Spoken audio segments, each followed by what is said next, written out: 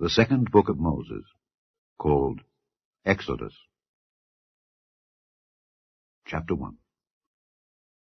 Now these are the names of the children of Israel which came into Egypt. Every man and his household came with Jacob.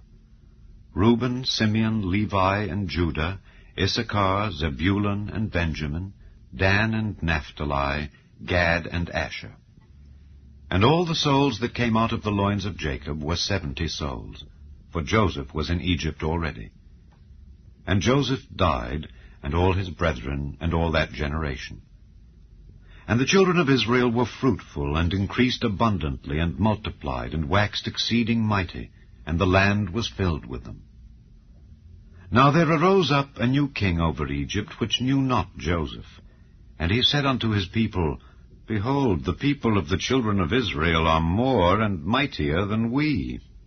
Come on, let us deal wisely with them, lest they multiply, and it come to pass that when there falleth out any war, they join also unto our enemies, and fight against us, and so get them up out of the land. Therefore they did set over them taskmasters, to afflict them with their burdens. And they built for Pharaoh treasure cities, Pithom and Raamses. But the more they afflicted them, the more they multiplied and grew. And they were grieved because of the children of Israel. And the Egyptians made the children of Israel to serve with rigor, and they made their lives bitter with hard bondage, in mortar and in brick, and in all manner of service in the field. All their service wherein they made them serve was with rigor. And the king of Egypt spake to the Hebrew midwives, of which the name of the one was Shiphrah, and the name of the other Pua. And he said, When ye do the office of a midwife to the Hebrew women, and see them upon the stools, if it be a son, then ye shall kill him. But if it be a daughter, then she shall live. But the midwives feared God, and did not as the king of Egypt commanded them, but saved the men-children alive. And the king of Egypt called for the midwives, and said unto them, Why have ye done this thing, and have saved the men-children alive? And the midwives said unto Pharaoh, Because the Hebrew women are not as the Egyptian women, for they are lively, and are delivered ere the midwives come in unto them. Therefore God dealt well with the midwives, and the people multiplied and waxed very mighty. And it came to pass, because the midwives feared God, that he made them houses. And Pharaoh charged all his people, saying, Every son that is born ye shall cast into the river, and every daughter ye shall save alive. Chapter 2. And there went a man of the house of Levi, and took to wife a daughter of Levi. And the woman conceived, and bare a son. And when she saw him that he was a goodly child, she hid him 3 months. And when she could not longer hide him, she took for him an ark of bulrushes, and daubed it with slime and with pitch, and put the child therein. And she laid it in the flags by the river's brink. And his sister stood afar off, to wit what would be done to him. And the daughter of Pharaoh came down to wash herself at the river, and her maidens walked along by the river's side. And when she saw the ark among the flags, she sent her maid to fetch it. And when she had opened it, she saw the child. And behold, the babe wept. And she had compassion on him, and said, This is one of the Hebrews' children. Then said his sister to Pharaoh's daughter, Shall I go and call to thee a nurse of the Hebrew women, that she may nurse the child for thee? And Pharaoh's daughter said to her, Go. And the maid went and called the child's mother. And Pharaoh's daughter said unto her, Take this child away, and nurse it for me, and I will give thee thy wages. And the woman took the child, and nursed it. And the child grew, and she brought him unto Pharaoh's daughter, and he became her son. And she called his name Moses. And she said, Because I drew him out of the water. And it came to pass in those days, when Moses was grown, that he went out unto his brethren, and looked on their burdens. And he spied an Egyptian smiting an Hebrew, one of his brethren. And he looked this way and that way, and when he saw that there was no man, he slew the Egyptian, and hid him in the sand. And when he went out the second day, behold, 2 men of the Hebrews strove together. And he said to him that did the wrong, Wherefore smitest thou thy fellow? And he said, Who made thee a prince and a judge over us? Intendest thou to kill me as thou killedst the Egyptian? And Moses feared and said, Surely this thing is known. Now when Pharaoh heard this thing, he sought to slay Moses. But Moses fled from the face of Pharaoh and dwelt in the land of Midian. And he sat down by a well.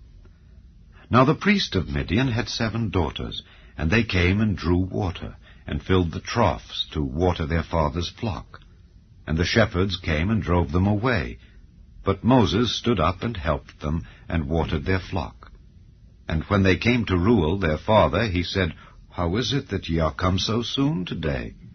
And they said, An Egyptian delivered us out of the hand of the shepherds, and also drew water enough for us, and watered the flock. And he said unto his daughters, And where is he? Why is it that ye have left the man? Call him that he may eat bread. And Moses was content to dwell with the man. And he gave Moses Zipporah his daughter. And she bare him a son, and he called his name Gershom. For he said, I have been a stranger in a strange land. And it came to pass, in process of time, that the king of Egypt died, and the children of Israel sighed by reason of the bondage. And they cried, and their cry came up unto God by reason of the bondage. And God heard their groaning, and God remembered his covenant with Abraham, with Isaac, and with Jacob. And God looked upon the children of Israel, and God had respect unto them. Chapter 3. Now Moses kept the flock of Jethro his father-in-law, the priest of Midian. And he led the flock to the backside of the desert, and came to the mountain of God, even to Horeb. And the angel of the Lord appeared unto him in a flame of fire out of the midst of a bush. And he looked, and behold, the bush burned with fire, and the bush was not consumed. And Moses said, I will now turn aside and see this great sight, why the bush is not burnt. And when the Lord saw that he turned aside to see, God called unto him out of the midst of the bush, and said, Moses, Moses. And he said, Here am I. And he said, Draw not nigh hither. Put off thy shoes from off thy feet, for the place whereon thou standest is holy ground. Moreover he said, I am the God of thy father, the God of Abraham, the God of Isaac, and the God of Jacob. And Moses hid his face, for he was afraid to look upon God. And the Lord said, I have surely seen the affliction of my people which are in Egypt, and have heard their cry by reason of their taskmasters, for I know their sorrows. And I am come down to deliver them out of the hand of the Egyptians, and to bring them up out of that land unto a good land and a large, unto a land flowing with milk and honey, unto the place of the Canaanites and the Hittites and the Amorites and the Perizzites and the Hivites and the Jebusites. Now therefore, behold, the cry of the children of Israel is come unto me, and I have also seen the oppression wherewith the Egyptians oppress them. Come now therefore, and I will send thee unto Pharaoh, that thou mayest bring forth my people, the children of Israel, out of Egypt. And Moses said unto God, Who am I that I should go unto Pharaoh, and that I should bring forth the children of Israel out of Egypt? And he said, Certainly I will be with thee, and this shall be a token unto thee that I have sent thee. When thou hast brought forth the people out of Egypt, ye shall serve God upon this mountain. And Moses said unto God, Behold, when I come unto the children of Israel, and shall say unto them, The God of your fathers hath sent me unto you, and they shall say to me, What is his name? What shall I say unto them? And God said unto Moses, I am that I am. And he said, Thus shalt thou say unto the children of Israel, I am hath sent me unto you. And God said moreover unto Moses, Thus shalt thou say unto the children of Israel, The Lord God of your fathers, the God of Abraham, the God of Isaac, and the God of Jacob, hath sent me unto you. This is my name forever, and this is my memorial unto all generations. Go and gather the elders of Israel together, and say unto them, The Lord God of your fathers, the God of Abraham, of Isaac, and of Jacob, appeared unto me, saying, I have surely visited you, and seen that which is done to you in Egypt. And I have said, I will bring you up out of the affliction of Egypt unto the land of the Canaanites, and the Hittites, and the Amorites, and the Perizzites, and the Hivites, and the Jebusites, unto a land flowing with milk and honey. And they shall hearken to thy voice. And thou shalt come, thou and the elders of Israel, unto the king of Egypt, and ye shall say unto him, The Lord God of the Hebrews hath met with us. And now let us go, we beseech thee, 3 days' journey into the wilderness, that we may sacrifice to the Lord our God. And I am sure that the king of Egypt will not let you go, no, not by a mighty hand. And I will stretch out my hand, and smite Egypt with all my wonders, which I will do in the midst thereof. And after that he will let you go. And I will give this people favor in the sight of the Egyptians, and it shall come to pass that when ye go, ye shall not go empty. But every woman shall borrow of her neighbor, and of her that sojourneth in her house, jewels of silver, and jewels of gold, and raiment. And ye shall put them upon your sons and upon your daughters, and ye shall spoil the Egyptians.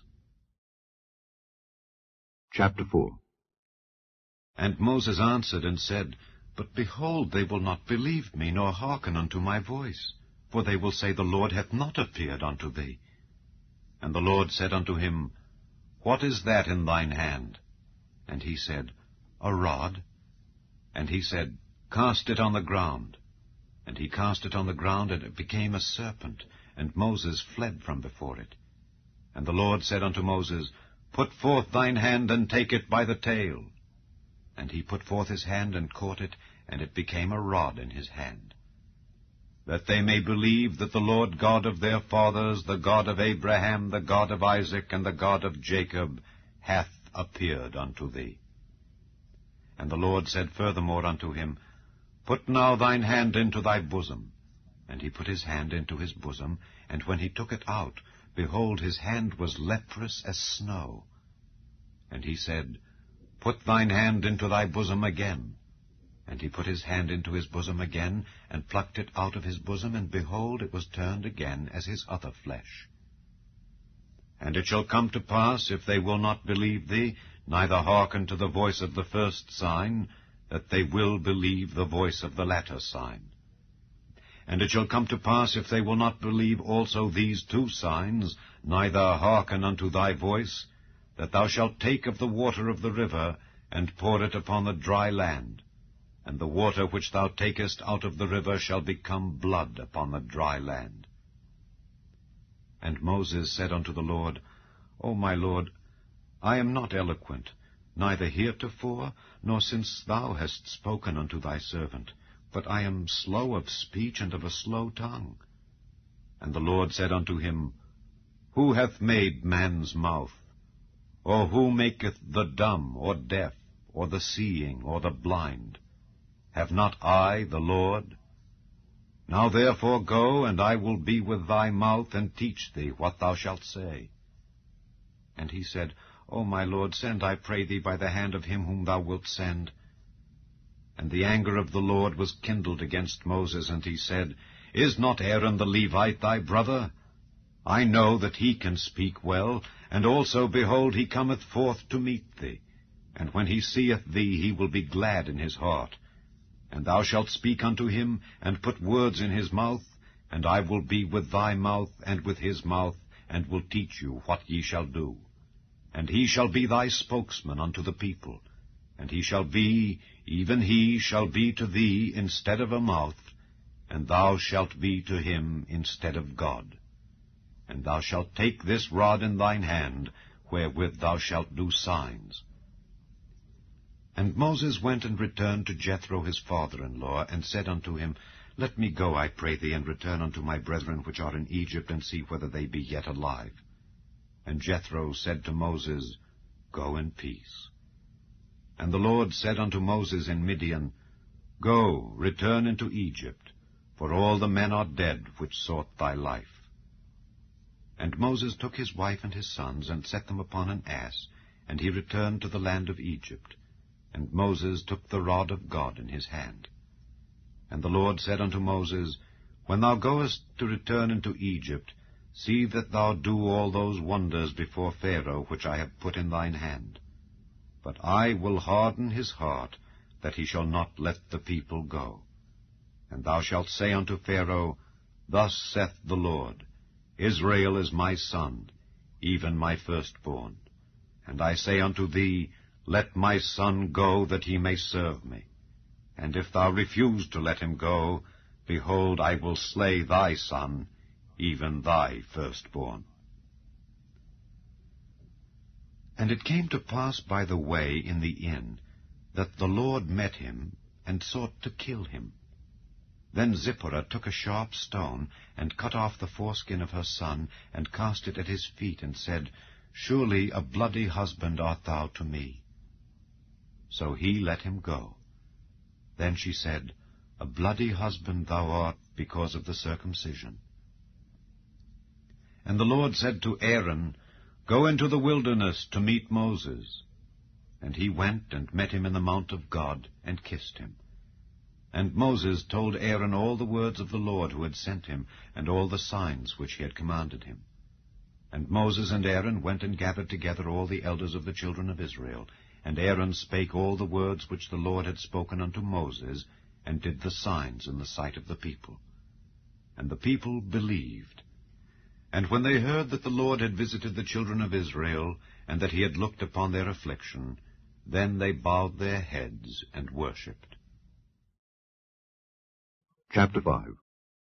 And afterward Moses and Aaron went in and told Pharaoh, Thus saith the Lord God of Israel, Let my people go, that they may hold a feast unto me in the wilderness.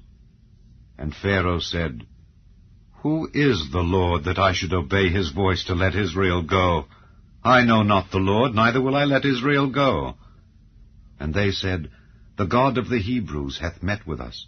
Let us go, we pray thee, 3 days' journey into the desert, and sacrifice unto the Lord our God, lest he fall upon us with pestilence or with the sword.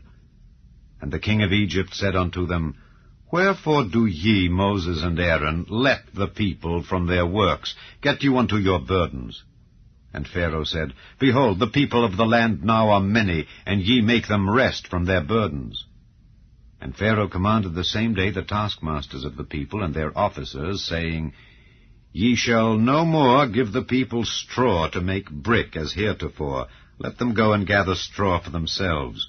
And the tale of the bricks which they did make heretofore ye shall lay upon them. Ye shall not diminish aught thereof. For they be idle. Therefore they cry, saying, Let us go and sacrifice to our God. Let their more work be laid upon the men, that they may labor therein, and let them not regard vain words. And the taskmasters of the people went out, and their officers, and they spake to the people, saying, Thus saith Pharaoh, I will not give you straw. Go ye, get you straw where ye can find it, yet not aught of your work shall be diminished.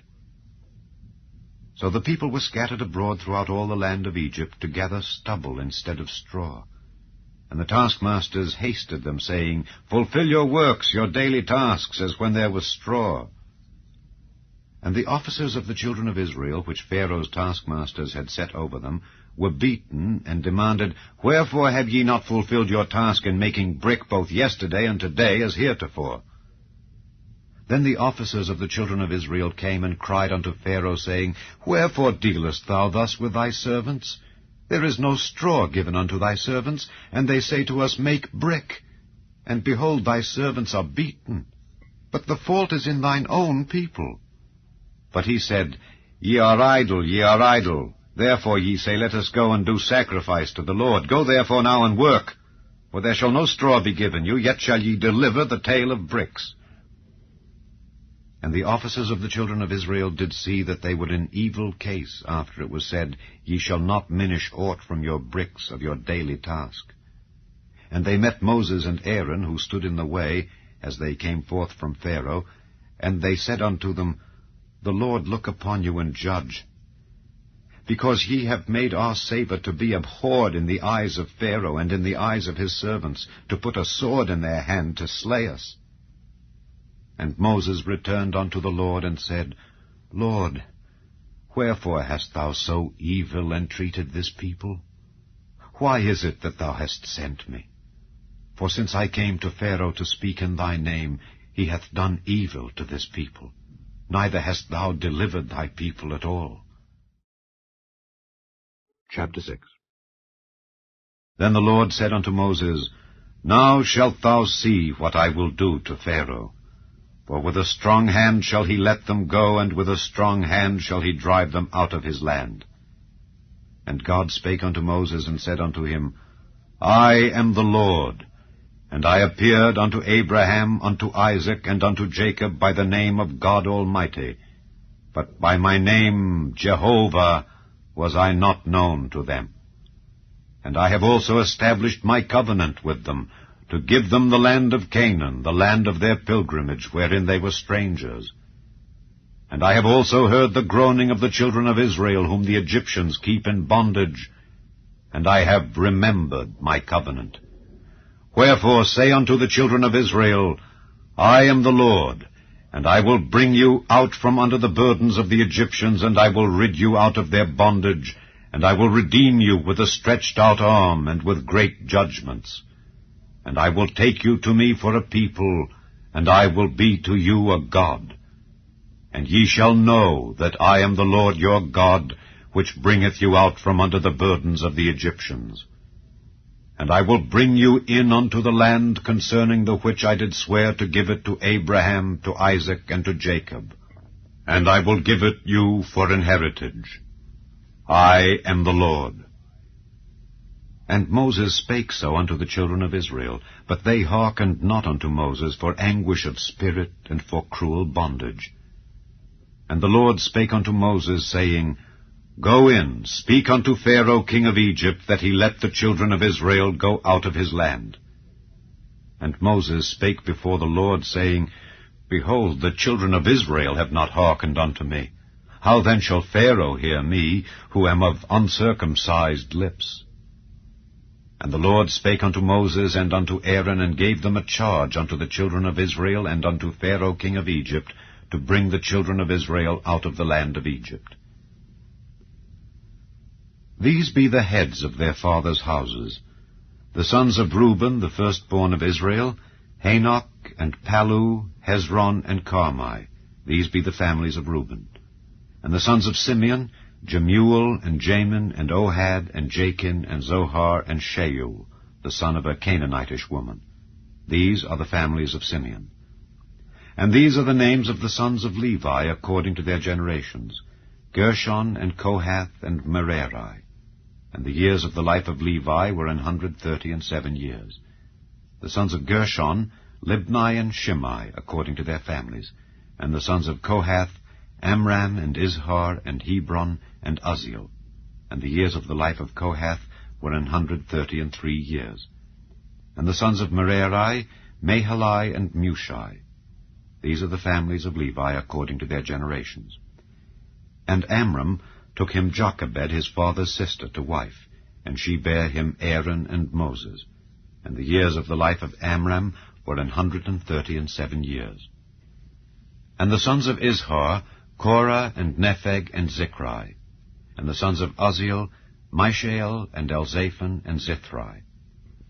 And Aaron took him Elisheba, daughter of Amminadab, sister of Naashon, to wife, and she bare him Nadab, and Abihu, Eleazar, and Ithamar. And the sons of Korah, Assir, and Elkanah, and Abiasaph. These are the families of the Korhites. And Eleazar, Aaron's son, took him one of the daughters of Putiel to wife, and she bare him Phinehas. These are the heads of the fathers of the Levites according to their families. These are that Aaron and Moses, to whom the Lord said, Bring out the children of Israel from the land of Egypt according to their armies. These are they which spake to Pharaoh king of Egypt, to bring out the children of Israel from Egypt.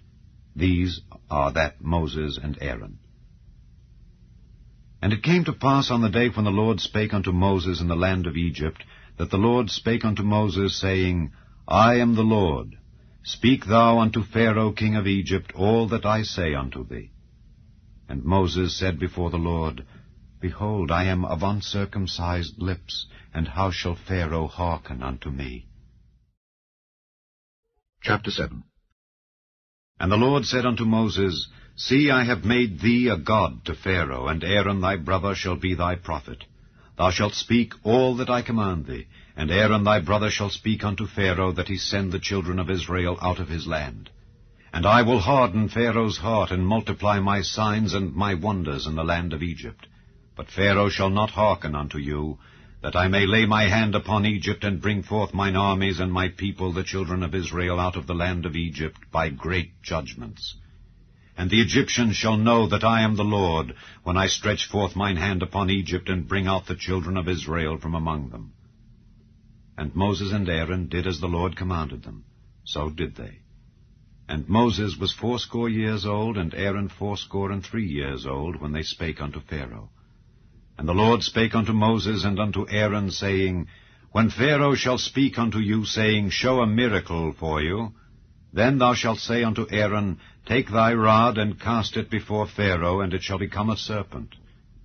And Moses and Aaron went in unto Pharaoh, and they did so as the Lord had commanded.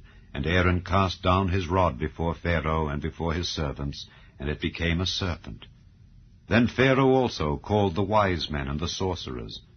Now the magicians of Egypt, they also did in like manner with their enchantments. For they cast down every man his rod, and they became serpents. But Aaron's rod swallowed up their rods. And he hardened Pharaoh's heart, that he hearkened not unto them, as the Lord had said. And the Lord said unto Moses, Pharaoh's heart is hardened, he refuseth to let the people go. Get thee unto Pharaoh in the morning. Lo, he goeth out unto the water, and thou shalt stand by the river's brink against he come. And the rod which was turned to a serpent shalt thou take in thine hand. And thou shalt say unto him, The Lord God of the Hebrews hath sent me unto thee, saying, Let my people go, that they may serve me in the wilderness. And behold, hitherto thou wouldest not hear. Thus saith the Lord, In this thou shalt know that I am the Lord.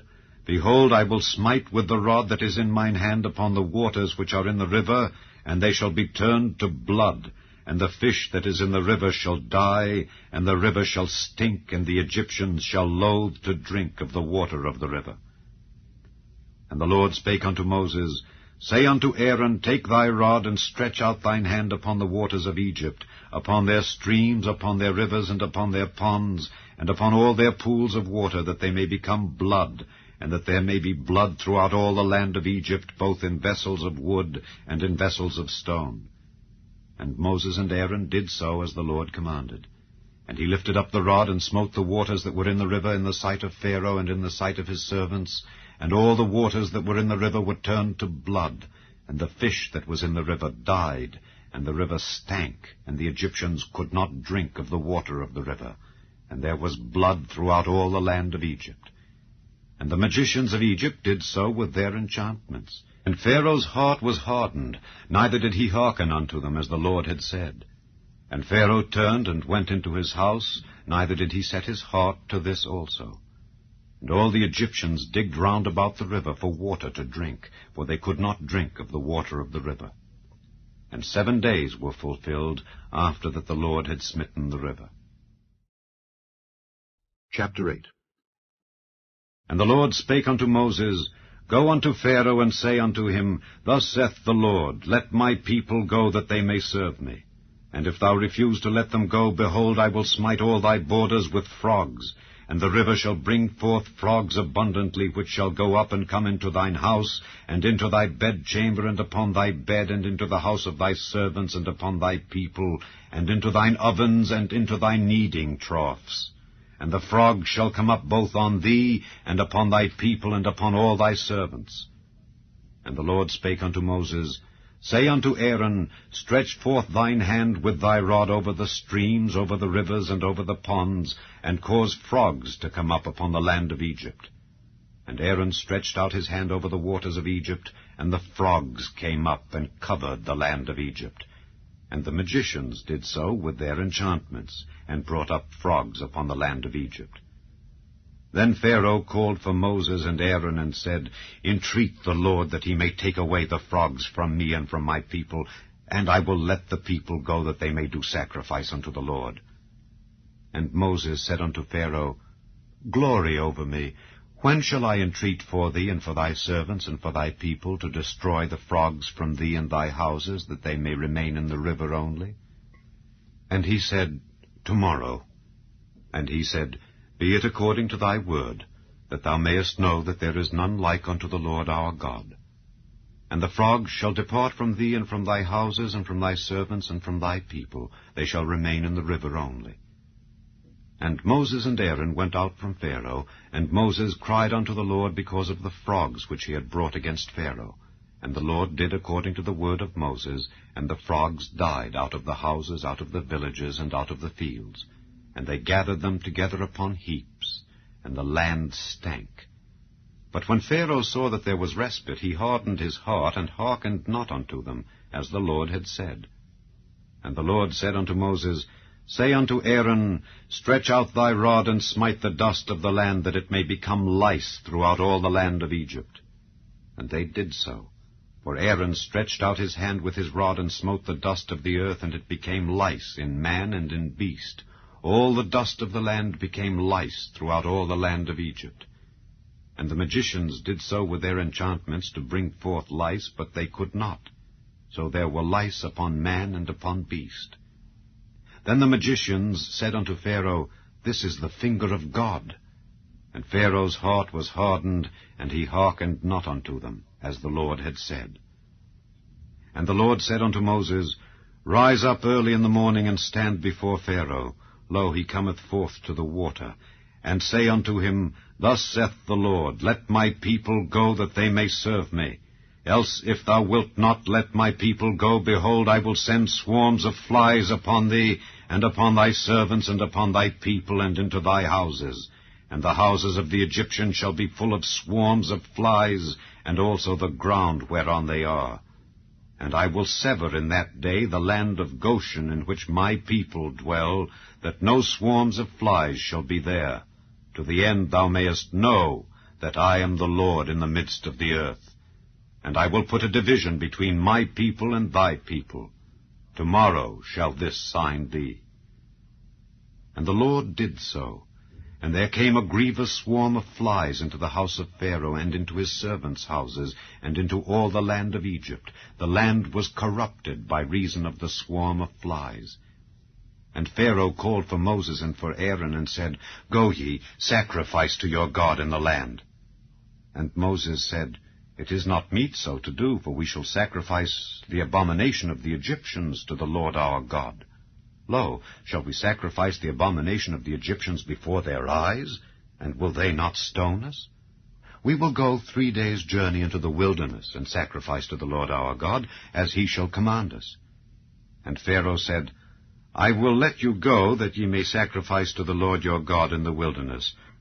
Only ye shall not go very far away. Entreat for me. And Moses said, Behold, I go out from thee, and I will entreat the Lord that the swarms of flies may depart from Pharaoh, from his servants, and from his people tomorrow.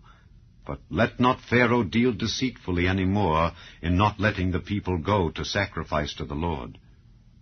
And Moses went out from Pharaoh, and entreated the Lord. And the Lord did according to the word of Moses, and he removed the swarms of flies from Pharaoh, from his servants, and from his people. There remained not one. And Pharaoh hardened his heart at this time also, neither would he let the people go. Chapter 9. Then the Lord said unto Moses, Go in unto Pharaoh, and tell him, Thus saith the Lord God of the Hebrews, Let my people go, that they may serve me. For if thou refuse to let them go, and wilt hold them still, behold, the hand of the Lord is upon thy cattle which is in the field, upon the horses, upon the asses, upon the camels, upon the oxen, and upon the sheep. There shall be a very grievous murrain. And the Lord shall sever between the cattle of Israel and the cattle of Egypt, and there shall nothing die of all that is the children's of Israel. And the Lord appointed a set time, saying, Tomorrow the Lord shall do this thing in the land. And the Lord did that thing on the morrow, and all the cattle of Egypt died. But of the cattle of the children of Israel died not one. And Pharaoh sent, and behold, there was not one of the cattle of the Israelites dead. And the heart of Pharaoh was hardened, and he did not let the people go. And the Lord said unto Moses and unto Aaron, Take to you handfuls of ashes of the furnace, and let Moses sprinkle it toward the heaven in the sight of Pharaoh.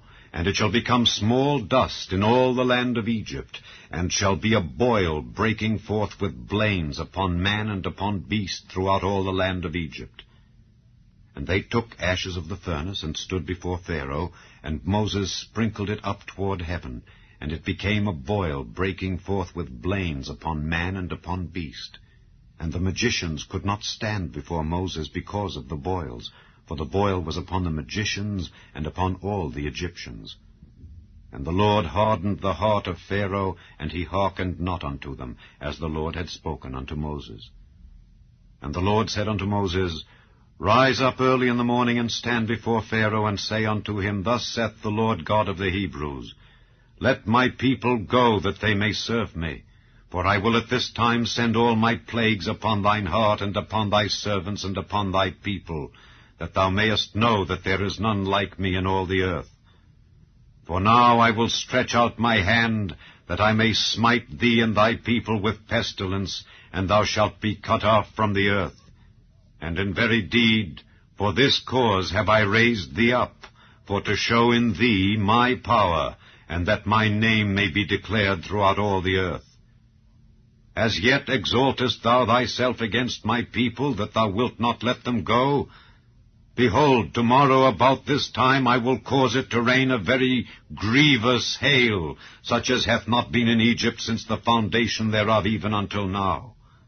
Send therefore now, and gather thy cattle and all that thou hast in the field, for upon every man and beast which shall be found in the field and shall not be brought home, the hail shall come down upon them, and they shall die. He that feared the word of the Lord among the servants of Pharaoh made his servants and his cattle flee into the houses, and he that regarded not the word of the Lord left his servants and his cattle in the field. And the Lord said unto Moses, Stretch forth thine hand toward heaven, that there may be hail in all the land of Egypt, upon man and upon beast, and upon every herb of the field throughout the land of Egypt. And Moses stretched forth his rod toward heaven, and the Lord sent thunder and hail, and the fire ran along upon the ground, and the Lord rained hail upon the land of Egypt. So there was hail and fire mingled with the hail, very grievous, such as there was none like it in all the land of Egypt since it became a nation. And the hail smote throughout all the land of Egypt all that was in the field, both man and beast. And the hail smote every herb of the field, and brake every tree of the field. Only in the land of Goshen, where the children of Israel were, was there no hail. And Pharaoh sent and called for Moses and Aaron, and said unto them, I have sinned this time.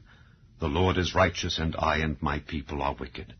Entreat the Lord, for it is enough, that there be no more mighty thunderings and hail, and I will let you go, and ye shall stay no longer. And Moses said unto him, As soon as I am gone out of the city, I will spread abroad my hands unto the Lord, and the thunder shall cease, neither shall there be any more hail, that thou mayest know how that the earth is the Lord's. But as for thee and thy servants, I know that ye will not yet fear the Lord God.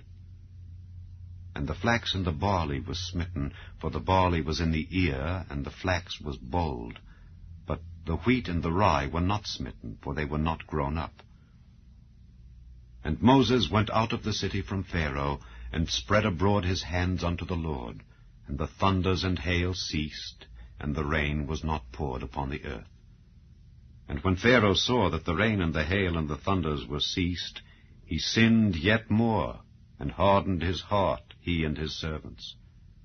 And the heart of Pharaoh was hardened, neither would he let the children of Israel go, as the Lord had spoken by Moses. Chapter 10. And the Lord said unto Moses, Go in unto Pharaoh, for I have hardened his heart and the heart of his servants, that I might show these my signs before him. and that thou mayest tell in the ears of thy son and of thy son's son what things I have wrought in Egypt, and my signs which I have done among them, that ye may know how that I am the Lord. And Moses and Aaron came in unto Pharaoh, and said unto him, Thus saith the Lord God of the Hebrews, How long wilt thou refuse to humble thyself before me? Let my people go, that they may serve me. Else, if thou refuse to let my people go, behold, tomorrow will I bring the locusts into thy coast, and they shall cover the face of the earth, that one cannot be able to see the earth. And they shall eat the residue of that which is escaped, which remaineth unto you from the hail, and shall eat every tree which groweth for you out of the field. And they shall fill thy houses, and the houses of all thy servants, and the houses of all the Egyptians, which neither thy fathers nor thy fathers' fathers have seen since the day that they were upon the earth unto this day. And he turned himself and went out from Pharaoh. And Pharaoh's servants said unto him, How long shall this man be a snare unto us? Let the men go, that they may serve the Lord their God. Knowest thou not yet that Egypt is destroyed? And Moses and Aaron were brought again unto Pharaoh, and he said unto them, Go, serve the Lord your God. But who are they that shall go? And Moses said, We will go with our young and with our old, with our sons and with our daughters, with our flocks and with our herds will we go, for we must hold a feast unto the Lord. And he said unto them, Let the Lord be so with you as I will let you go and your little ones. Look to it, for evil is before you. Not so. Go now, ye that are men, and serve the Lord, for that ye did desire. And they were driven out from Pharaoh's presence. And the Lord said unto Moses, Stretch out thine hand over the land of Egypt for the locusts, that they may come up upon the land of Egypt, and eat every herb of the land, even all that the hail hath left. And Moses stretched forth his rod over the land of Egypt, and the Lord brought an east wind upon the land all that day and all that night. And when it was morning, the east wind brought the locusts. And the locusts went up over all the land of Egypt, and rested in all the coasts of Egypt. Very grievous were they. Before them there were no such locusts as they, neither after them shall be such. For they covered the face of the whole earth, so that the land was darkened. And they did eat every herb of the land, and all the fruit of the trees which the hail had left. And there remained not any green thing in the trees, or in the herbs of the field, through all the land of Egypt. Then Pharaoh called for Moses and Aaron in haste, and he said, I have sinned against the Lord your God and against you. Now therefore forgive, I pray thee, my sin only this once, and entreat the Lord your God that he may take away from me this death only. And he went out from Pharaoh and entreated the Lord. And the Lord turned a mighty strong west wind, which took away the locusts and cast them into the Red Sea. There remained not one locust in all the coasts of Egypt. But the Lord hardened Pharaoh's heart, so that he would not let the children of Israel go. And the Lord said unto Moses, Stretch out thine hand toward heaven, that there may be darkness over the land of Egypt, even darkness which may be felt. And Moses stretched forth his hand toward heaven, and there was a thick darkness in all the land of Egypt 3 days. They saw not one another, neither rose any from his place for 3 days. But all the children of Israel had light in their dwellings. And Pharaoh called unto Moses and said, Go ye, serve the Lord, only let your flocks and your herds be stayed. Let your little ones also go with you. And Moses said, Thou must give us also sacrifices and burnt offerings, that we may sacrifice unto the Lord our God. Our cattle also shall go with us. There shall not an hoof be left behind, for thereof must we take to serve the Lord our God. And we know not with what we must serve the Lord until we come thither. But the Lord hardened Pharaoh's heart, and he would not let them go. And Pharaoh said unto him, Get thee from me. Take heed to thyself, see my face no more, for in that day thou seest my face thou shalt die. And Moses said, Thou hast spoken well. I will see thy face again no more. Chapter 11. And the Lord said unto Moses, Yet will I bring one plague more upon Pharaoh and upon Egypt. Afterwards he will let you go hence. When he shall let you go, he shall surely thrust you out hence altogether. Speak now in the ears of the people, and let every man borrow of his neighbor, and every woman of her neighbor, jewels of silver and jewels of gold. And the Lord gave the people favor in the sight of the Egyptians. Moreover, the man Moses was very great in the land of Egypt, in the sight of Pharaoh's servants, and in the sight of the people. And Moses said, Thus saith the Lord, About midnight will I go out into the midst of Egypt, and all the firstborn in the land of Egypt shall die, from the firstborn of Pharaoh that sitteth upon his throne, even unto the firstborn of the maidservant that is behind the mill, and all the firstborn of beasts. And there shall be a great cry throughout all the land of Egypt, such as there was none like it, nor shall be like it any more. But against any of the children of Israel shall not a dog move his tongue against man or beast, that ye may know how that the Lord doth put a difference between the Egyptians and Israel. And all these thy servants shall come down unto me, and bow down themselves unto me, saying, Get thee out, and all the people that follow thee. And after that I will go out. And he went out from Pharaoh in a great anger. And the Lord said unto Moses, Pharaoh shall not hearken unto you, that my wonders may be multiplied in the land of Egypt. And Moses and Aaron did all these wonders before Pharaoh. And the Lord hardened Pharaoh's heart, so that he would not let the children of Israel go out of his land. Chapter 12. And the Lord spake unto Moses and Aaron in the land of Egypt, saying, This month shall be unto you the beginning of months. It shall be the first month of the year to you. Speak ye unto all the congregation of Israel, saying, In the 10th day of this month they shall take to them every man a lamb according to the house of their fathers, a lamb for an house. And if the household be too little for the lamb, let him and his neighbor next unto his house take it according to the number of the souls. Every man according to his eating shall make your count for the lamb. Your lamb shall be without blemish, a male of the first year. Ye shall take it out from the sheep or from the goats. And ye shall keep it up until the 14th day of the same month. And the whole assembly of the congregation of Israel shall kill it in the evening. And they shall take of the blood, and strike it on the 2 side posts, and on the upper doorpost of the houses wherein they shall eat it. And they shall eat the flesh in that night, roast with fire, and unleavened bread, and with bitter herbs they shall eat it. Eat not of it raw, nor sodden at all with water, but roast with fire, his head with his legs, and with the purtenance thereof. And ye shall let nothing of it remain until the morning, and that which remaineth of it until the morning ye shall burn with fire. And thus shall ye eat it, with your loins girded, your shoes on your feet, and your staff in your hand, and ye shall eat it in haste. It is the Lord's Passover. For I will pass through the land of Egypt this night, and will smite all the firstborn in the land of Egypt, both man and beast. And against all the gods of Egypt I will execute judgment. I am the Lord. And the blood shall be to you for a token upon the houses where ye are. And when I see the blood, I will pass over you, and the plague shall not be upon you to destroy you when I smite the land of Egypt. And this day shall be unto you for a memorial, and ye shall keep it a feast to the Lord throughout your generations. Ye shall keep it a feast by an ordinance forever. 7 days shall ye eat unleavened bread. Even the first day ye shall put away leaven out of your houses. For whosoever eateth leavened bread from the first day until the 7th day, that soul shall be cut off from Israel. And in the first day there shall be an holy convocation, and in the 7th day there shall be an holy convocation to you. No manner of work shall be done in them, save that which every man must eat. That only may be done of you. And ye shall observe the feast of unleavened bread.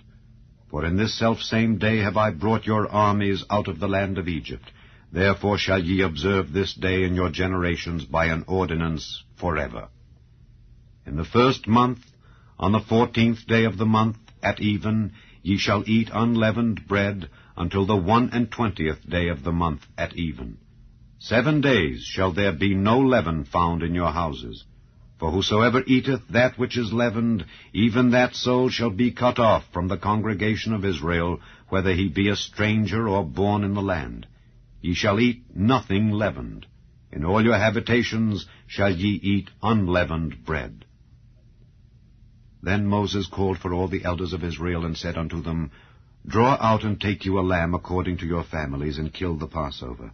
And ye shall take a bunch of hyssop, and dip it in the blood that is in the basin, and strike the lintel and the 2 side posts with the blood that is in the basin. And none of you shall go out at the door of his house until the morning. For the Lord will pass through to smite the Egyptians. And when he seeth the blood upon the lintel and on the 2 side posts, the Lord will pass over the door, and will not suffer the destroyer to come in unto your houses to smite you. And ye shall observe this thing for an ordinance to thee and to thy sons forever. And it shall come to pass, when ye be come to the land which the Lord will give you, according as he hath promised, that ye shall keep this service. And it shall come to pass, when your children shall say unto you, What mean ye by this service? That ye shall say, It is the sacrifice of the Lord's Passover, who passed over the houses of the children of Israel in Egypt, when he smote the Egyptians and delivered our houses. And the people bowed the head and worshipped. And the children of Israel went away, and did as the Lord had commanded Moses and Aaron. So did they. And it came to pass that at midnight the Lord smote all the firstborn in the land of Egypt, from the firstborn of Pharaoh that sat on his throne unto the firstborn of the captive that was in the dungeon, and all the firstborn of cattle.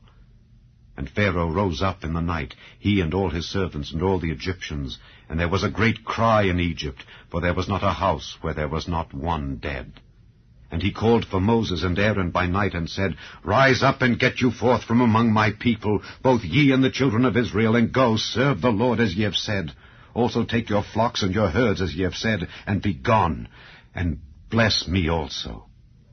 And the Egyptians were urgent upon the people that they might send them out of the land in haste, for they said, We be all dead men.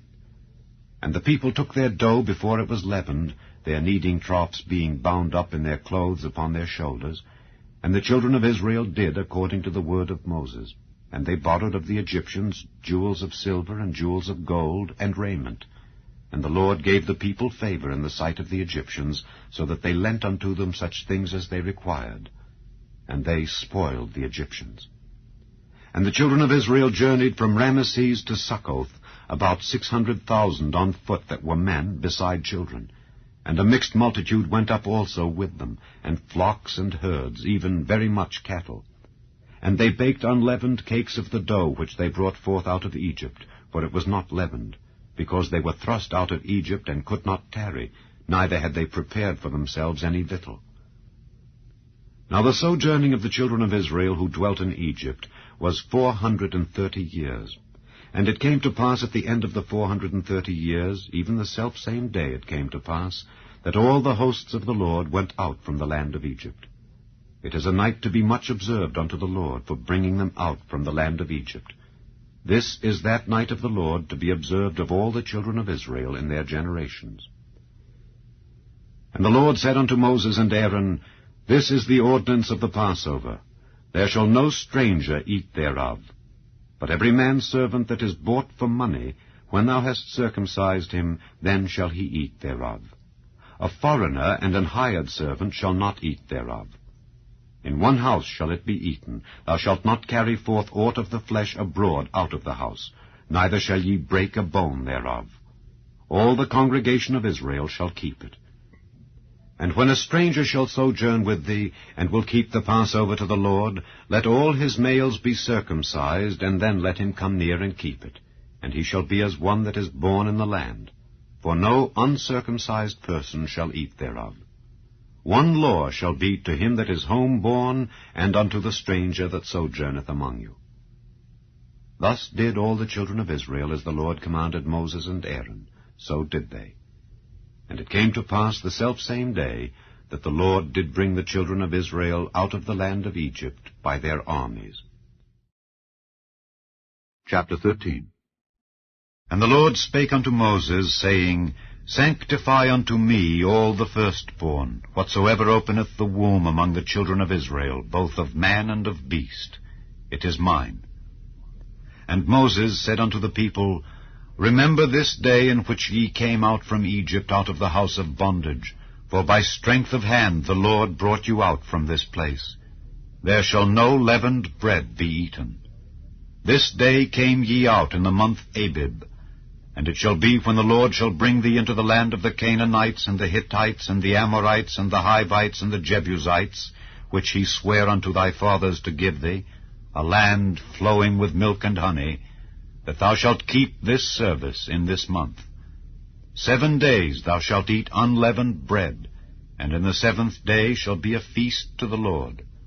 Unleavened bread shall be eaten 7 days, and there shall no leavened bread be seen with thee, neither shall there be leaven seen with thee in all thy quarters. And thou shalt show thy son in that day, saying, This is done because of that which the Lord did unto me when I came forth out of Egypt. And it shall be for a sign unto thee upon thine hand, and for a memorial between thine eyes, that the Lord's law may be in thy mouth. For with a strong hand hath the Lord brought thee out of Egypt. Thou shalt therefore keep this ordinance in his season from year to year. And it shall be, when the Lord shall bring thee into the land of the Canaanites, as he sware unto thee and to thy fathers, and shall give it thee, that thou shalt set apart unto the Lord all that openeth the matrix, and every firstling that cometh of a beast which thou hast. The males shall be the Lord's. And every firstling of an ass thou shalt redeem with a lamb, and if thou wilt not redeem it, then thou shalt break his neck. And all the firstborn of man among thy children shalt thou redeem. And it shall be, when thy son asketh thee in time to come, saying, What is this?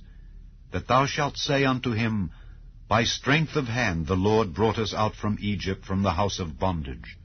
And it came to pass, when Pharaoh would hardly let us go, that the Lord slew all the firstborn in the land of Egypt, both the firstborn of man and the firstborn of beast. Therefore I sacrifice to the Lord all that openeth the matrix, being males.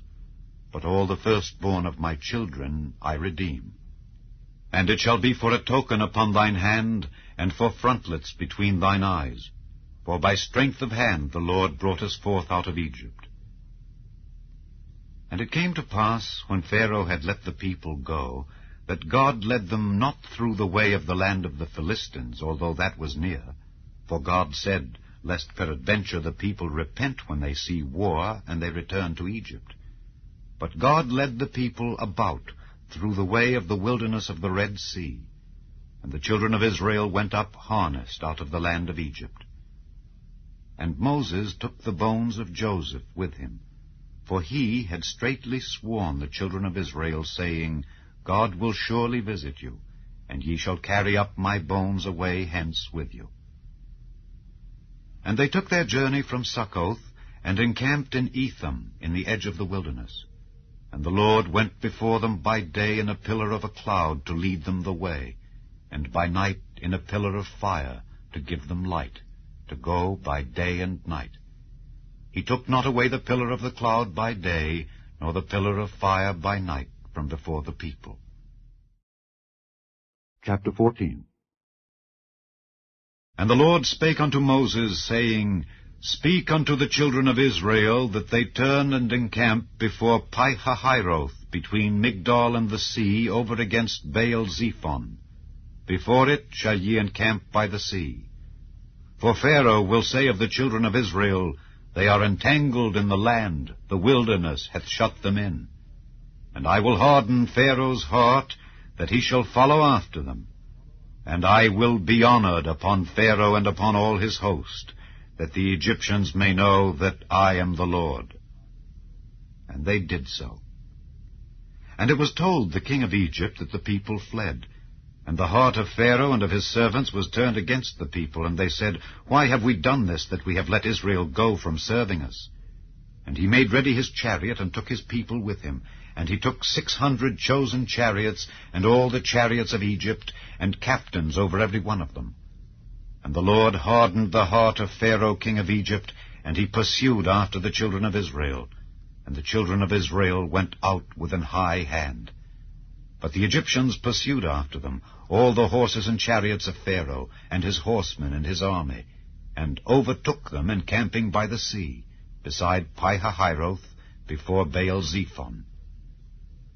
And when Pharaoh drew nigh, the children of Israel lifted up their eyes, and behold, the Egyptians marched after them, and they were sore afraid. And the children of Israel cried out unto the Lord. And they said unto Moses, Because there were no graves in Egypt, hast thou taken us away to die in the wilderness? Wherefore hast thou dealt thus with us to carry us forth out of Egypt? Is not this the word that we did tell thee in Egypt, saying, Let us alone, that we may serve the Egyptians? For it had been better for us to serve the Egyptians than that we should die in the wilderness. And Moses said unto the people, Fear ye not, stand still, and see the salvation of the Lord, which he will show to you today. For the Egyptians whom ye have seen today, ye shall see them again no more forever. The Lord shall fight for you, and ye shall hold your peace.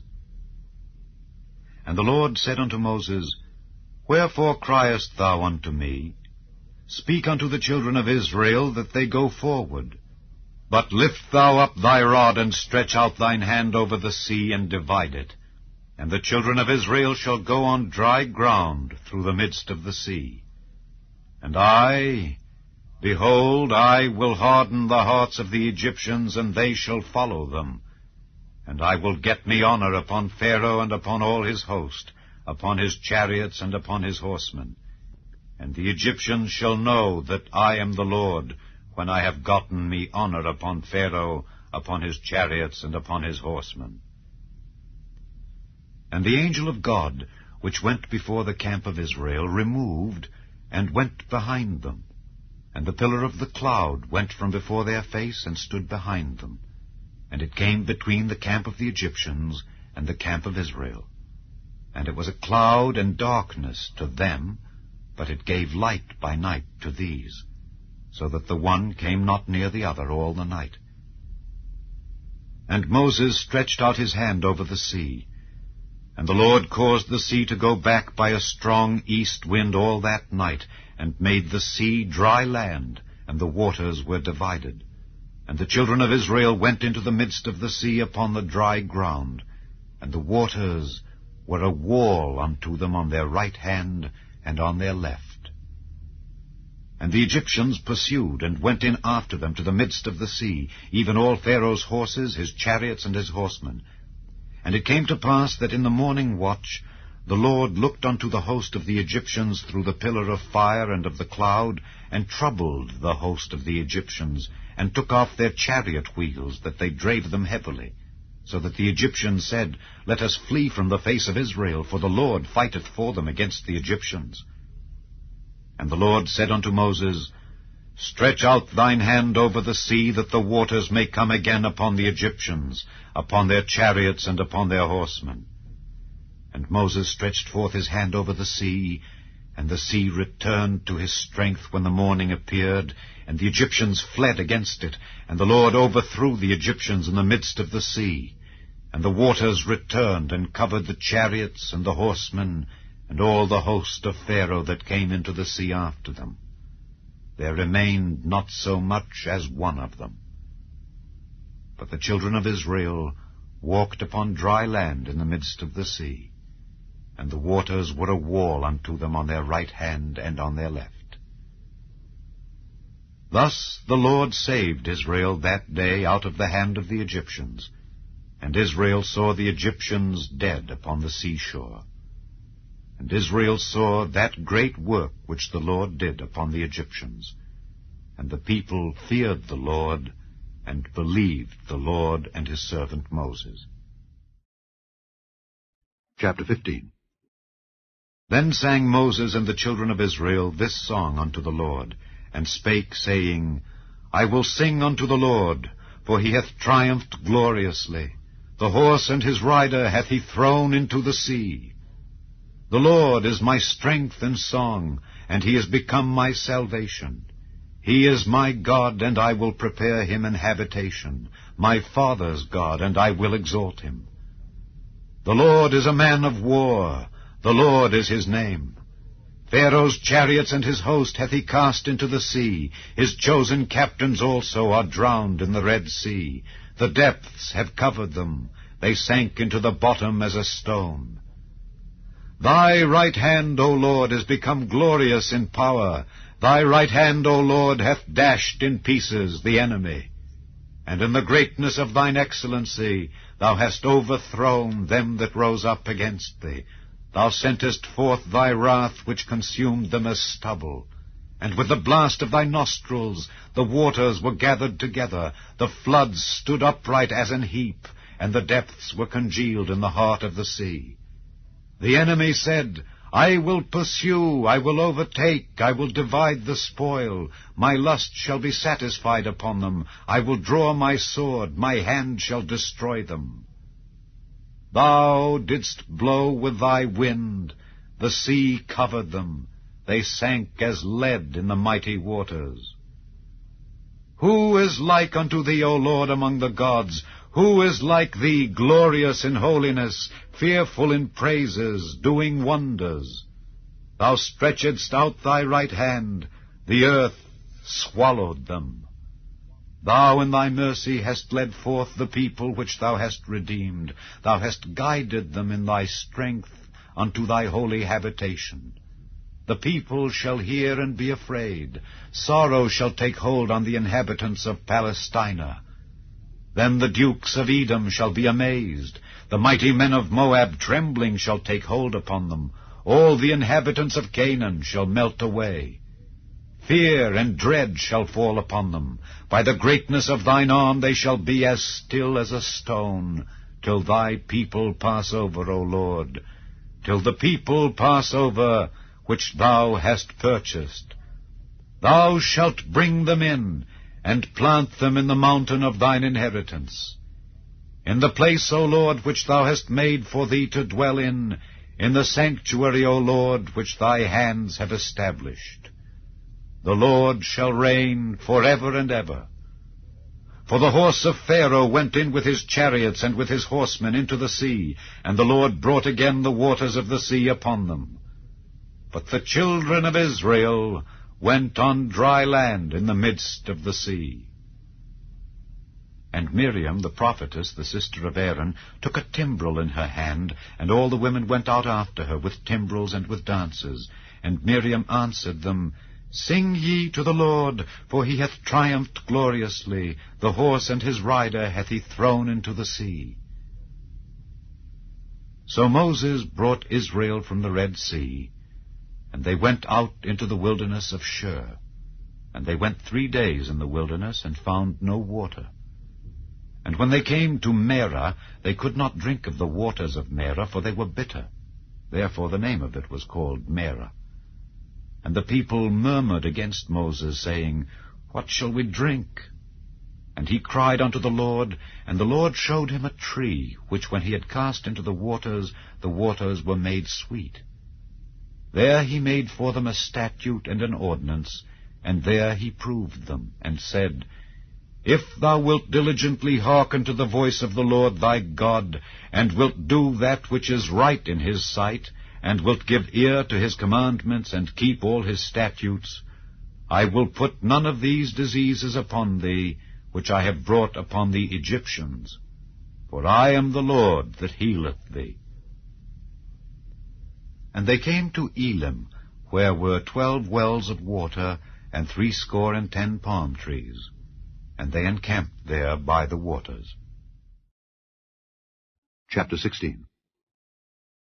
And they took their journey from Elim, and all the congregation of the children of Israel came unto the wilderness of Sin, which is between Elim and Sinai, on the 15th day of the 2nd month after their departing out of the land of Egypt.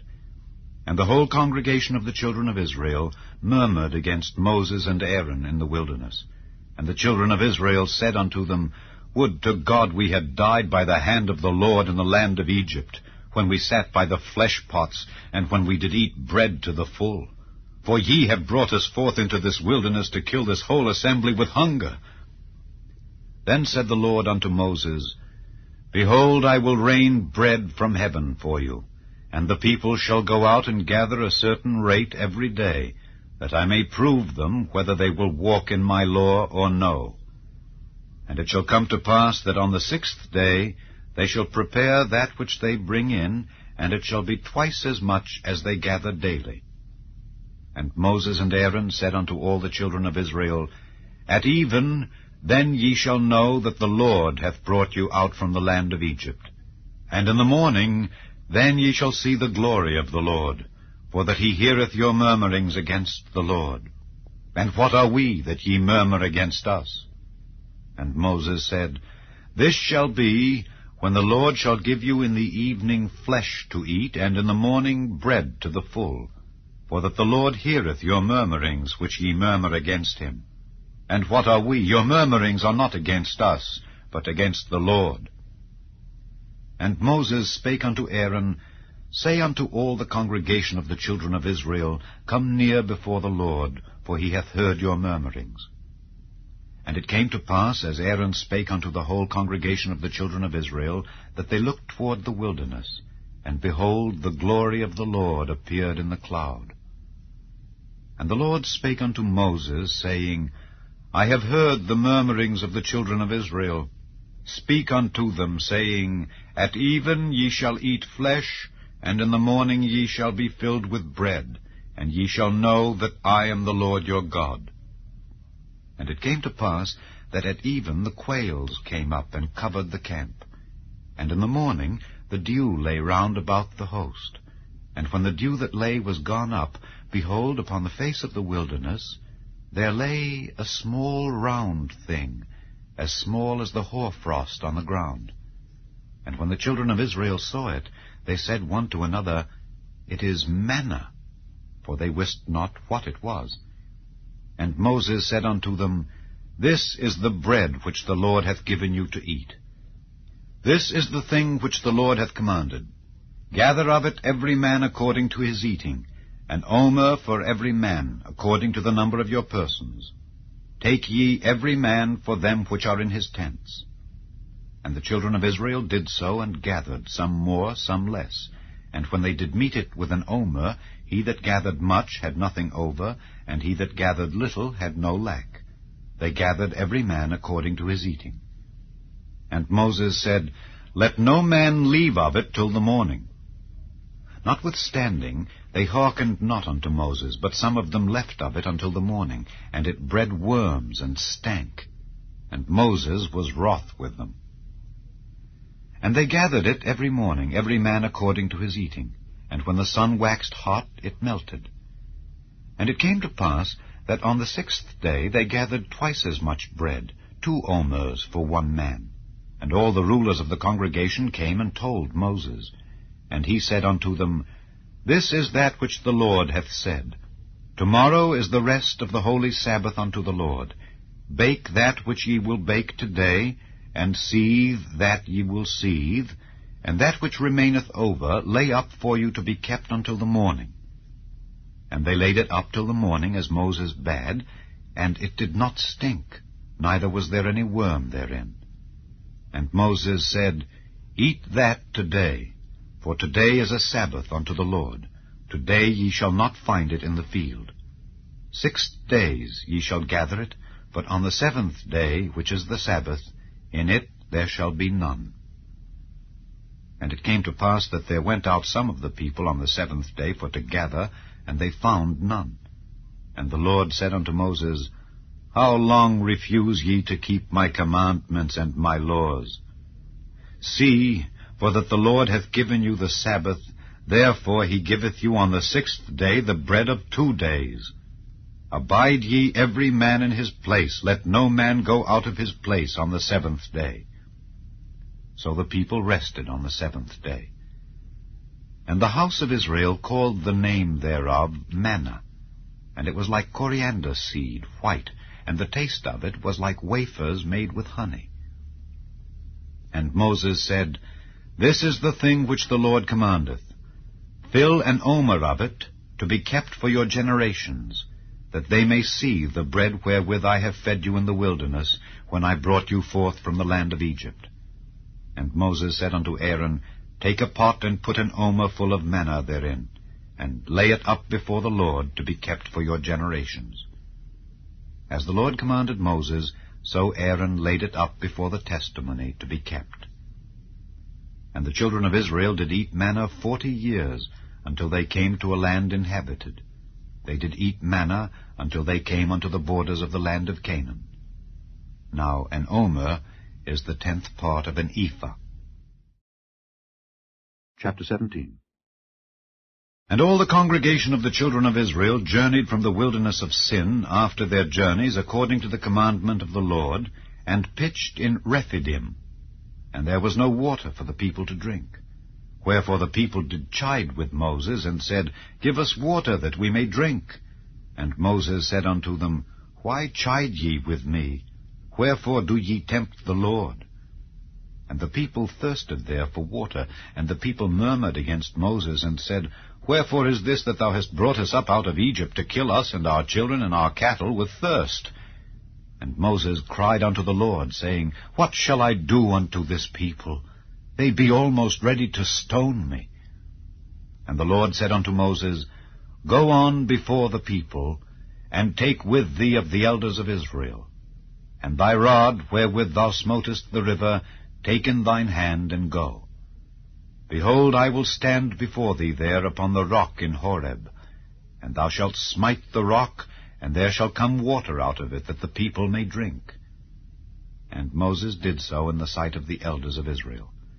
And he called the name of the place Massah and Meribah, because of the chiding of the children of Israel, and because they tempted the Lord, saying, Is the Lord among us or not? Then came Amalek, and fought with Israel in Rephidim. And Moses said unto Joshua, Choose us out men, and go out, fight with Amalek. Tomorrow I will stand on the top of the hill with the rod of God in mine hand. So Joshua did as Moses had said to him, and fought with Amalek. And Moses, Aaron, and Hur went up to the top of the hill.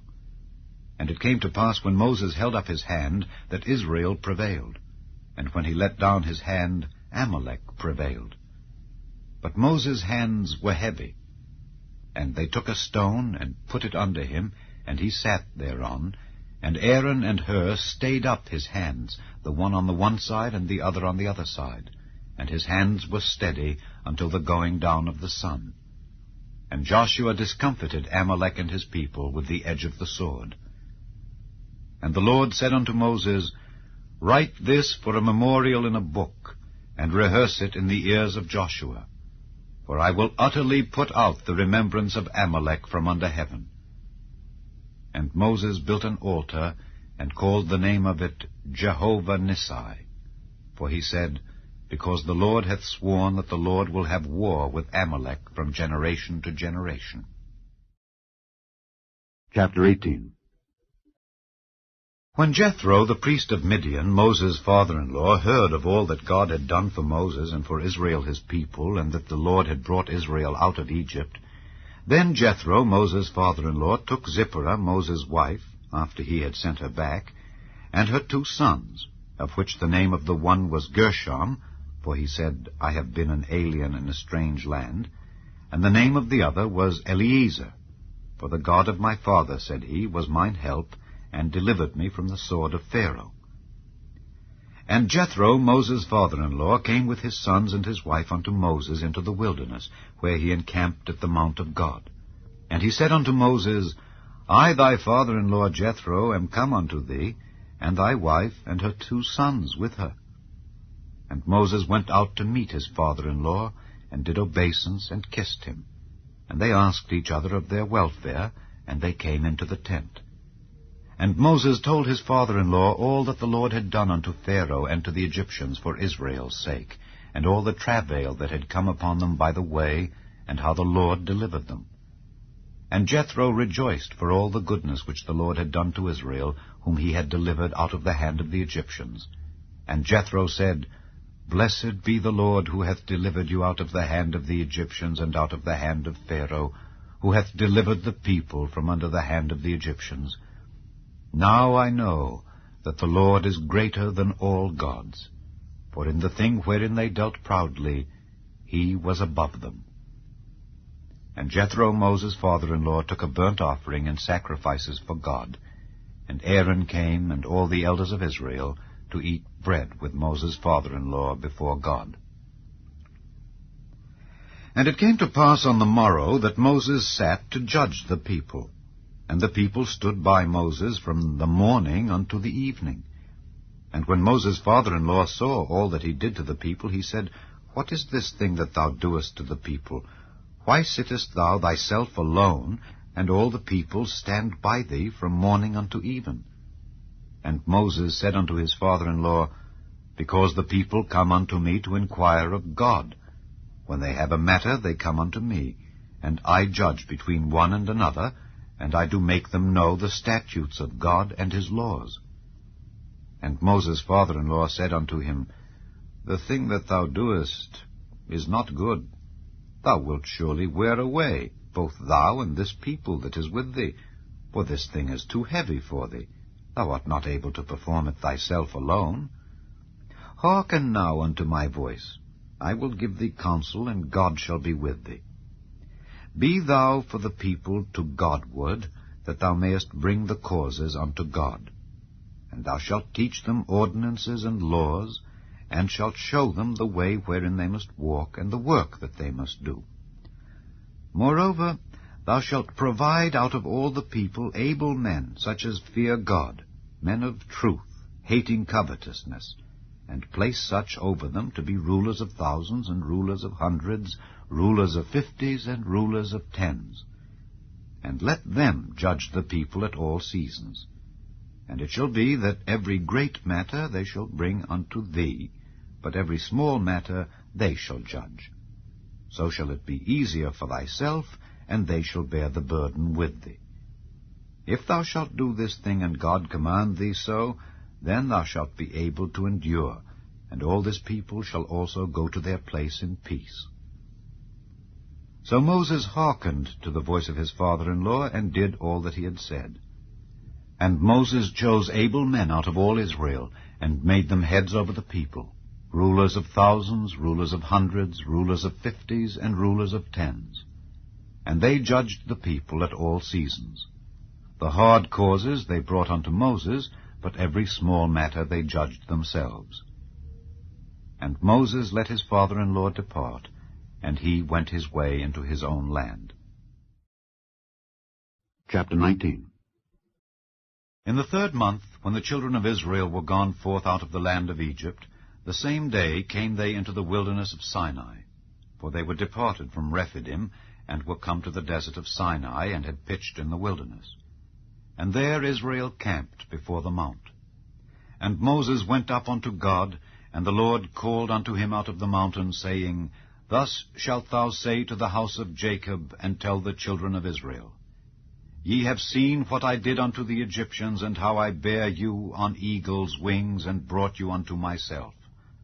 Now therefore, if ye will obey my voice indeed, and keep my covenant, then ye shall be a peculiar treasure unto me above all people, for all the earth is mine. And ye shall be unto me a kingdom of priests, and an holy nation. These are the words which thou shalt speak unto the children of Israel. And Moses came and called for the elders of the people, and laid before their faces all these words which the Lord commanded him. And all the people answered together, and said, All that the Lord hath spoken we will do. And Moses returned the words of the people unto the Lord. And the Lord said unto Moses, Lo, I come unto thee in a thick cloud, that the people may hear when I speak with thee, and believe thee forever. And Moses told the words of the people unto the Lord. And the Lord said unto Moses, Go unto the people, and sanctify them today and tomorrow, and let them wash their clothes, and be ready against the 3rd day. For the 3rd day the Lord will come down in the sight of all the people upon Mount Sinai. And thou shalt set bounds unto the people round about, saying, Take heed to yourselves, that ye go not up into the mount, or touch the border of it. Whosoever toucheth the mount shall be surely put to death. There shall not an hand touch it, but he shall surely be stoned or shot through. Whether it be beast or man, it shall not live. When the trumpet soundeth long, they shall come up to the mount. And Moses went down from the mount unto the people, and sanctified the people, and they washed their clothes. And he said unto the people, Be ready against the 3rd day. Come not at your wives.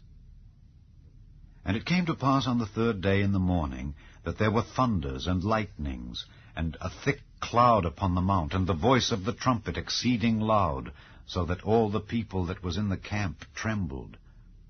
And Moses brought forth the people out of the camp to meet with God, and they stood at the nether part of the mount. And Mount Sinai was altogether on a smoke, because the Lord descended upon it in fire, and the smoke thereof ascended as the smoke of a furnace, and the whole mount quaked greatly. And when the voice of the trumpet sounded long, and waxed louder and louder, Moses spake, and God answered him by a voice. And the Lord came down upon Mount Sinai on the top of the mount. And the Lord called Moses up to the top of the mount, and Moses went up. And the Lord said unto Moses, Go down, charge the people, lest they break through unto the Lord to gaze, and many of them perish. And let the priests also, which come near to the Lord, sanctify themselves, lest the Lord break forth upon them. And Moses said unto the Lord, The people cannot come up to Mount Sinai, for thou chargedst us, saying, Set bounds about the mount, and sanctify it. And the Lord said unto him, Away, get thee down, and thou shalt come up, thou and Aaron with thee. But let not the priests and the people break through to come up unto the Lord, lest he break forth upon them. So Moses went down unto the people, and spake unto them. Chapter 20. And God spake all these words, saying, I am the Lord thy God, which have brought thee out of the land of Egypt, out of the house of bondage. Thou shalt have no other gods before me. Thou shalt not make unto thee any graven image, or any likeness of anything that is in heaven above, or that is in the earth beneath, or that is in the water under the earth. Thou shalt not bow down thyself to them, nor serve them. For I, the Lord thy God, am a jealous God, visiting the iniquity of the fathers upon the children unto the 3rd and 4th generation of them that hate me, and showing mercy unto thousands of them that love me and keep my commandments. Thou shalt not take the name of the Lord thy God in vain, for the Lord will not hold him guiltless that taketh his name in vain. Remember the Sabbath day to keep it holy. 6 days shalt thou labor and do all thy work, but the 7th day is the Sabbath of the Lord thy God. In it thou shalt not do any work, thou, nor thy son, nor thy daughter, thy manservant, nor thy maidservant, nor thy cattle, nor thy stranger that is within thy gates. For in 6 days the Lord made heaven and earth, the sea, and all that in them is, and rested the 7th day. Wherefore the Lord blessed the Sabbath day, and hallowed it.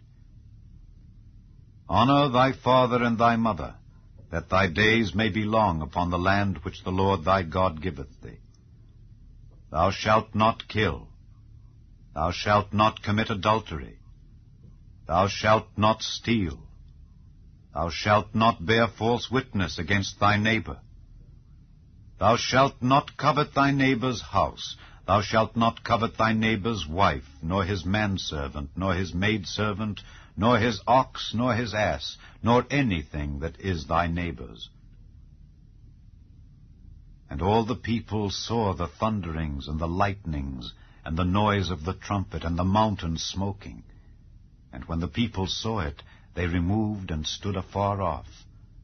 And they said unto Moses, Speak thou with us, and we will hear, but let not God speak with us, lest we die.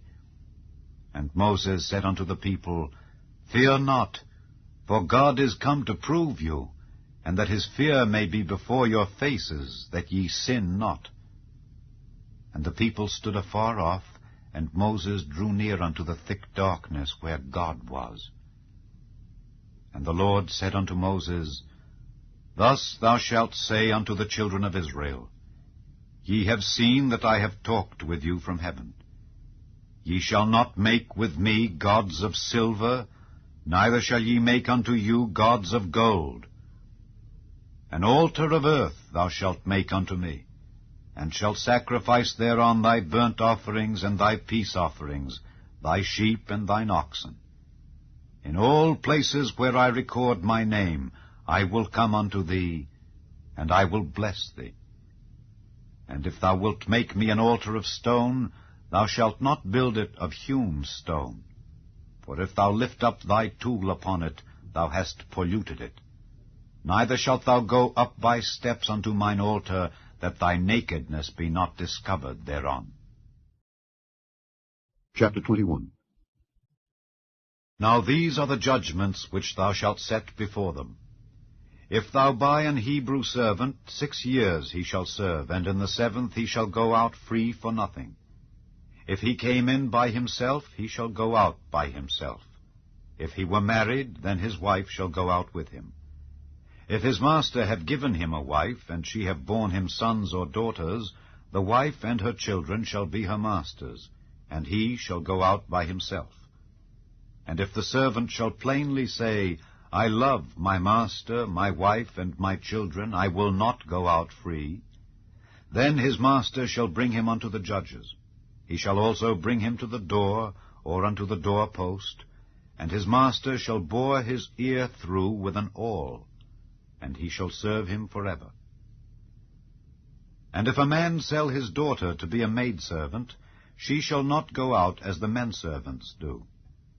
If she please not her master, who hath betrothed her to himself, then shall he let her be redeemed. To sell her unto a strange nation he shall have no power, seeing he hath dealt deceitfully with her. And if he have betrothed her unto his son, he shall deal with her after the manner of daughters.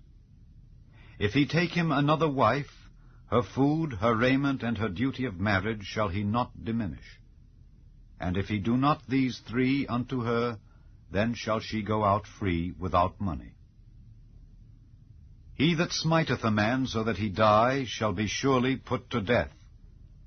And if a man lie not in wait, but God deliver him into his hand, then I will appoint thee a place whither he shall flee. But if a man come presumptuously upon his neighbor to slay him with guile, thou shalt take him from mine altar, that he may die. And he that smiteth his father or his mother shall be surely put to death.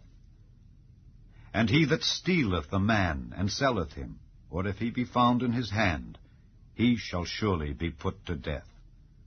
And he that curseth his father or his mother shall surely be put to death. And if men strive together, and one smite another with a stone or with his fist, and he die not, but keepeth his bed, if he rise again, and walk abroad upon his staff, then shall he that smote him be quit. Only he shall pay for the loss of his time, and shall cause him to be thoroughly healed. And if a man smite his servant or his maid with a rod, and he die under his hand, he shall be surely punished. Notwithstanding, if he continue a day or 2, he shall not be punished, for he is his money. If men strive and hurt a woman with child, so that her fruit depart from her, and yet no mischief follow, he shall be surely punished according as the woman's husband will lay upon him, and he shall pay as the judges determine. And if any mischief follow, then thou shalt give life for life, eye for eye, tooth for tooth, hand for hand, foot for foot, burning for burning, wound for wound, stripe for stripe. And if a man smite the eye of his servant, or the eye of his maid, that it perish, he shall let him go free for his eye's sake. And if he smite out his manservant's tooth, or his maidservant's tooth, he shall let him go free for his tooth's sake. If an ox gore a man or a woman, that they die, then the ox shall be surely stoned, and his flesh shall not be eaten, but the owner of the ox shall be quit. But if the ox were wont to push with his horn in time past, and it hath been testified to his owner, and he hath not kept him in, but that he hath killed a man or a woman, the ox shall be stoned, and his owner also shall be put to death. If there be laid on him a sum of money, then he shall give for the ransom of his life whatsoever is laid upon him. Whether he have gored a son or have gored a daughter, according to this judgment shall it be done unto him. If the ox shall push a manservant or a maidservant, he shall give unto their master 30 shekels of silver, and the ox shall be stoned.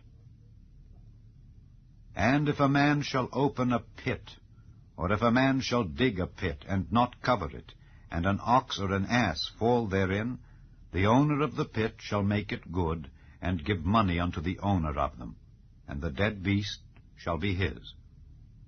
And if one man's ox hurt another's, that he die, then they shall sell the live ox, and divide the money of it, and the dead ox also they shall divide. Or if it be known that the ox hath used to push in time past, and his owner hath not kept him in, he shall surely pay ox for ox, and the dead shall be his own. Chapter 22. If a man shall steal an ox or a sheep, and kill it or sell it, he shall restore 5 oxen for an ox, and 4 sheep for a sheep. If a thief be found breaking up, and be smitten that he die, there shall no blood be shed for him. If the sun be risen upon him, there shall be blood shed for him, for he should make full restitution. If he have nothing, then he shall be sold for his theft. If the theft be certainly found in his hand alive, whether it be ox or ass or sheep, he shall restore double. If a man shall cause a field or vineyard to be eaten, and shall put in his beast, and shall feed in another man's field, of the best of his own field and of the best of his own vineyard shall he make restitution. If fire break out and catch in thorns, so that the stacks of corn or the standing corn or the field be consumed therewith, he that kindled the fire shall surely make restitution. If a man shall deliver unto his neighbor money or stuff to keep, and it be stolen out of the man's house, if the thief be found, let him pay double. If the thief be not found, then the master of the house shall be brought unto the judges to see whether he have put his hand unto his neighbor's goods. For all manner of trespass, whether it be for ox, for ass, for sheep, for raiment, or for any manner of lost thing which another challengeth to be his, the cause of both parties shall come before the judges, and whom the judges shall condemn, he shall pay double unto his neighbor. If a man deliver unto his neighbor an ass, or an ox, or a sheep, or any beast to keep, and it die, or be hurt, or driven away, no man seeing it, then shall an oath of the Lord be between them both, that he hath not put his hand unto his neighbor's goods, and the owner of it shall accept thereof, and he shall not make it good. And if it be stolen from him, he shall make restitution unto the owner thereof. If it be torn in pieces, then let him bring it for witness, and he shall not make good that which was torn. And if a man borrow aught of his neighbor, and it be hurt or die, the owner thereof being not with it, he shall surely make it good. But if the owner thereof be with it, he shall not make it good. If it be an hired thing, it came for his hire. And if a man entice a maid that is not betrothed, and lie with her, he shall surely endow her to be his wife. If her father utterly refuse to give her unto him, he shall pay money according to the dowry of virgins. Thou shalt not suffer a witch to live. Whosoever lieth with a beast shall surely be put to death. He that sacrificeth unto any god save unto the Lord only, he shall be utterly destroyed. Thou shalt neither vex a stranger nor oppress him, for ye were strangers in the land of Egypt. Ye shall not afflict any widow or fatherless child. If thou afflict them in any wise, and they cry at all unto me, I will surely hear their cry, and my wrath shall wax hot, and I will kill you with the sword, and your wives shall be widows, and your children fatherless.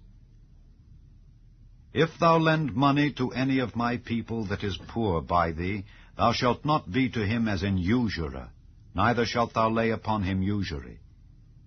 If thou at all take thy neighbor's raiment to pledge, thou shalt deliver it unto him by that the sun goeth down. For that is his covering only, it is his raiment for his skin. Wherein shall he sleep? And it shall come to pass, when he crieth unto me, that I will hear, for I am gracious. Thou shalt not revile the gods, nor curse the ruler of thy people. Thou shalt not delay to offer the first of thy ripe fruits and of thy liquors. The firstborn of thy sons shalt thou give unto me. Likewise shalt thou do with thine oxen and with thy sheep. 7 days it shall be with his dam. On the 8th day thou shalt give it me. And ye shall be holy men unto me. Neither shall ye eat any flesh that is torn of beasts in the field. Ye shall cast it to the dogs. Chapter 23. Thou shalt not raise a false report. Put not thine hand with the wicked to be an unrighteous witness. Thou shalt not follow a multitude to do evil, neither shalt thou speak in a cause to decline after many to wrest judgment. Neither shalt thou countenance a poor man in his cause. If thou meet thine enemy's ox or his ass going astray, thou shalt surely bring it back to him again. If thou see the ass of him that hateth thee lying under his burden, and wouldest forbear to help him, thou shalt surely help with him. Thou shalt not wrest the judgment of thy poor in his cause. Keep thee far from a false matter, and the innocent and righteous slay thou not, for I will not justify the wicked. And thou shalt take no gift, for the gift blindeth the wise, and perverteth the words of the righteous. Also thou shalt not oppress a stranger, for ye know the heart of a stranger, seeing ye were strangers in the land of Egypt. And 6 years thou shalt sow thy land, and shalt gather in the fruits thereof. But the 7th year thou shalt let it rest and lie still, that the poor of thy people may eat, and what they leave the beasts of the field shall eat. In like manner thou shalt deal with thy vineyard and with thy olive yard. 6 days thou shalt do thy work, and on the 7th day thou shalt rest, that thine ox and thine ass may rest, and the son of thy handmaid and the stranger may be refreshed. And in all things that I have said unto you, be circumspect, and make no mention of the name of other gods, neither let it be heard out of thy mouth. 3 times thou shalt keep a feast unto me in the year. Thou shalt keep the feast of unleavened bread. Thou shalt eat unleavened bread 7 days, as I commanded thee, in the time appointed of the month Abib, for in it thou camest out from Egypt, and none shall appear before me empty. And the feast of harvest, the first fruits of thy labors which thou hast sown in the field, and the feast of ingathering, which is in the end of the year, when thou hast gathered in thy labors out of the field. 3 times in the year all thy males shall appear before the Lord God. Thou shalt not offer the blood of my sacrifice with leavened bread, neither shall the fat of my sacrifice remain until the morning. The first of the first fruits of thy land thou shalt bring into the house of the Lord thy God. Thou shalt not see the kid in his mother's milk. Behold, I send an angel before thee to keep thee in the way, and to bring thee into the place which I have prepared. Beware of him, and obey his voice. Provoke him not, for he will not pardon your transgressions, for my name is in him. But if thou shalt indeed obey his voice, and do all that I speak, then I will be an enemy unto thine enemies, and an adversary unto thine adversaries. For mine angel shall go before thee, and bring thee in unto the Amorites, and the Hittites, and the Perizzites, and the Canaanites, and the Hivites, and the Jebusites, and I will cut them off. Thou shalt not bow down to their gods, nor serve them, nor do after their works, but thou shalt utterly overthrow them, and quite break down their images. And ye shall serve the Lord your God, and he shall bless thy bread and thy water, and I will take sickness away from the midst of thee. There shall nothing cast their young, nor be barren in thy land. The number of thy days I will fulfill. I will send my fear before thee, and will destroy all the people to whom thou shalt come, and I will make all thine enemies turn their backs unto thee. And I will send hornets before thee, which shall drive out the Hivite, the Canaanite, and the Hittite from before thee. I will not drive them out from before thee in 1 year, lest the land become desolate, and the beast of the field multiply against thee. By little and little I will drive them out from before thee, until thou be increased, and inherit the land. And I will set thy bounds from the Red Sea even unto the sea of the Philistines, and from the desert unto the river. For I will deliver the inhabitants of the land into your hand, and thou shalt drive them out before thee. Thou shalt make no covenant with them, nor with their gods. They shall not dwell in thy land, lest they make thee sin against me. For if thou serve their gods, it will surely be a snare unto thee. Chapter 24.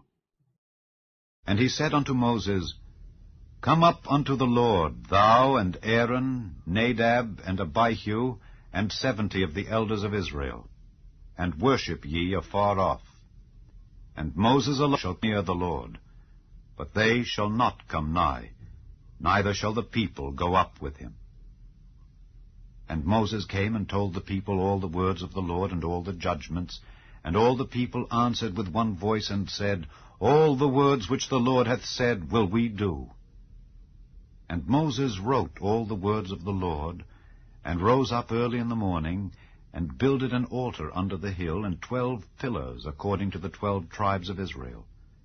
And he sent young men of the children of Israel, which offered burnt offerings and sacrificed peace offerings of oxen unto the Lord. And Moses took half of the blood, and put it in basins, and half of the blood he sprinkled on the altar.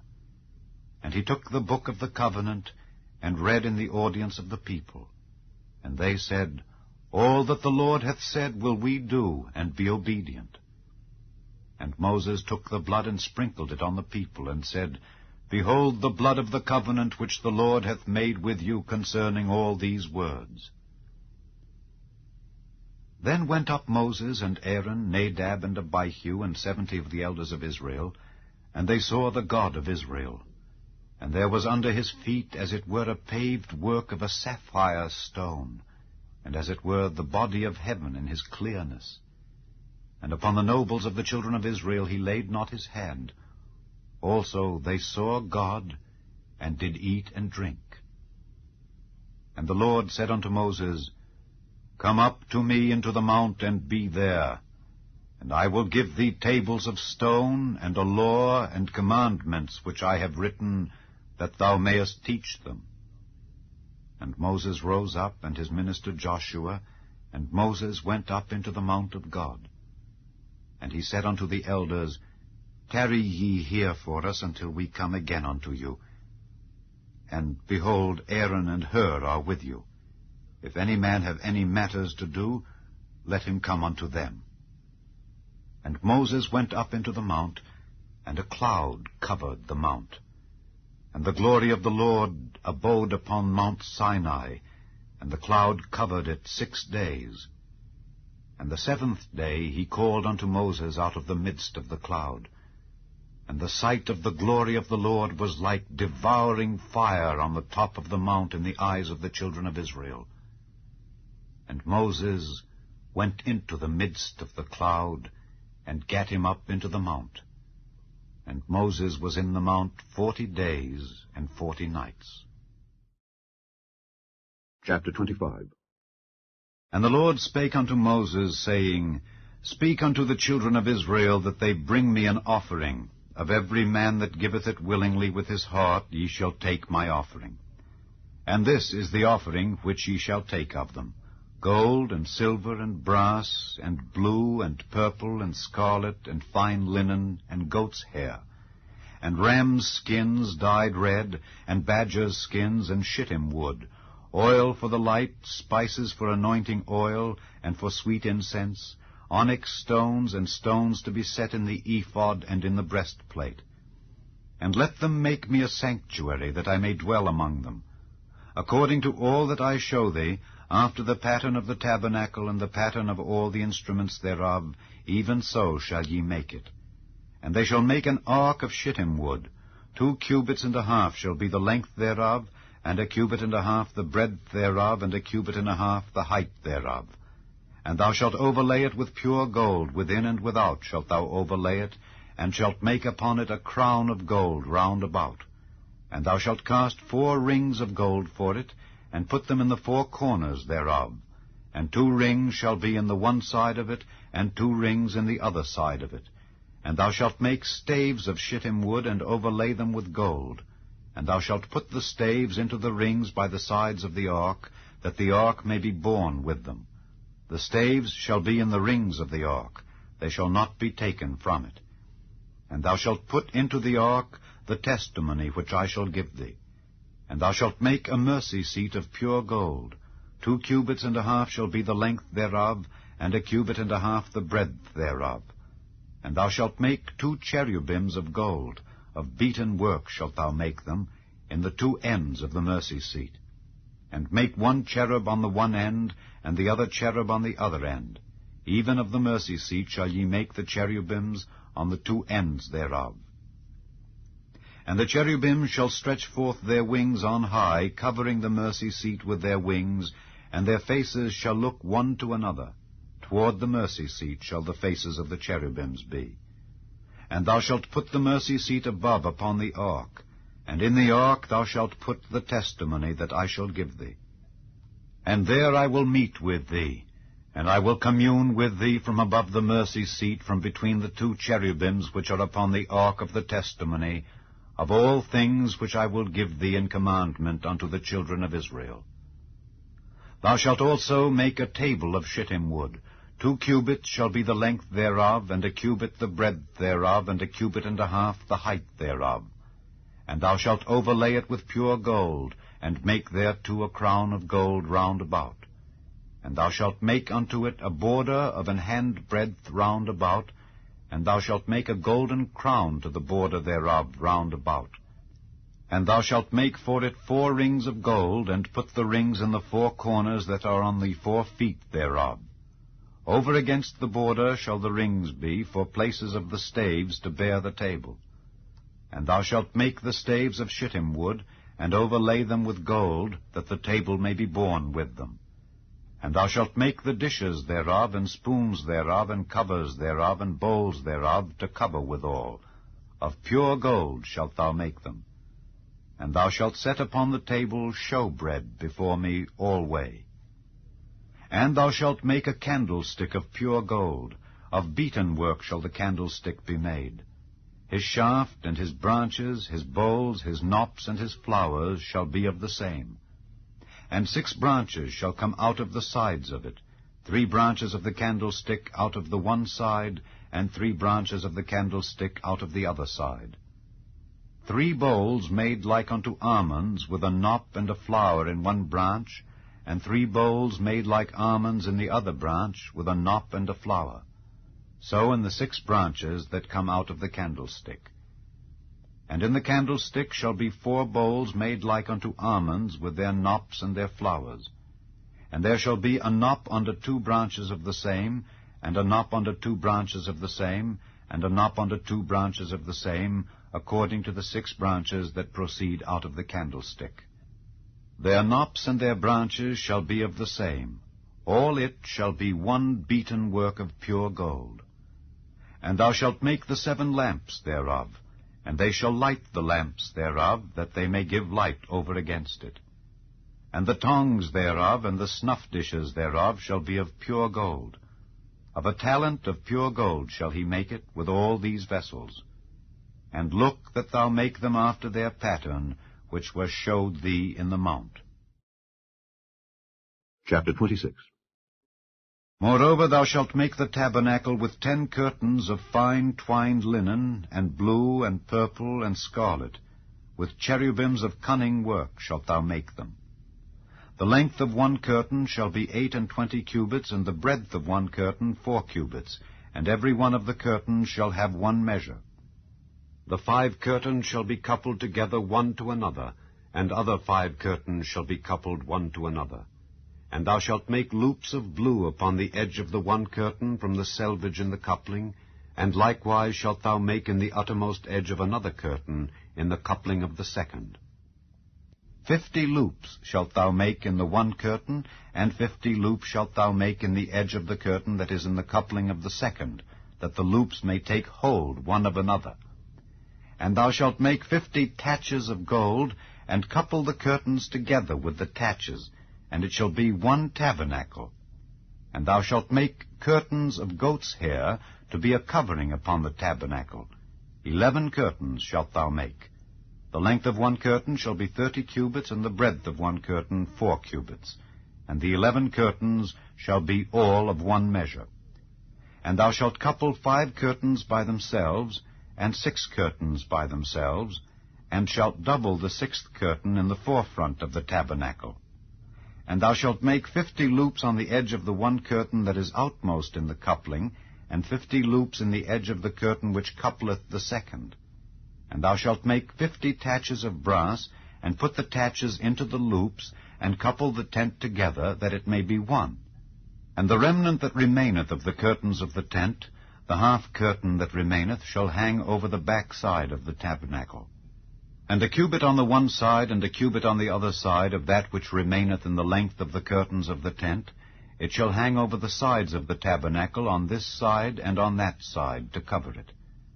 And thou shalt make a covering for the tent of rams' skins dyed red, and a covering above of badgers' skins. And thou shalt make boards for the tabernacle of shittim wood standing up. 10 cubits shall be the length of a board, and a cubit and a half shall be the breadth of one board. 2 tenons shall there be in one board, set in order one against another. Thus shalt thou make for all the boards of the tabernacle. And thou shalt make the boards for the tabernacle 20 boards on the south side southward. And thou shalt make 40 sockets of silver under the 20 boards, 2 sockets under one board for his 2 tenons, and 2 sockets under another board for his 2 tenons.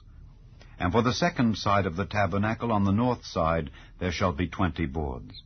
And there 40 sockets of silver, 2 sockets under one board, and 2 sockets under another board. And for the sides of the tabernacle westward thou shalt make 6 boards, and 2 boards shalt thou make for the corners of the tabernacle in the 2 sides.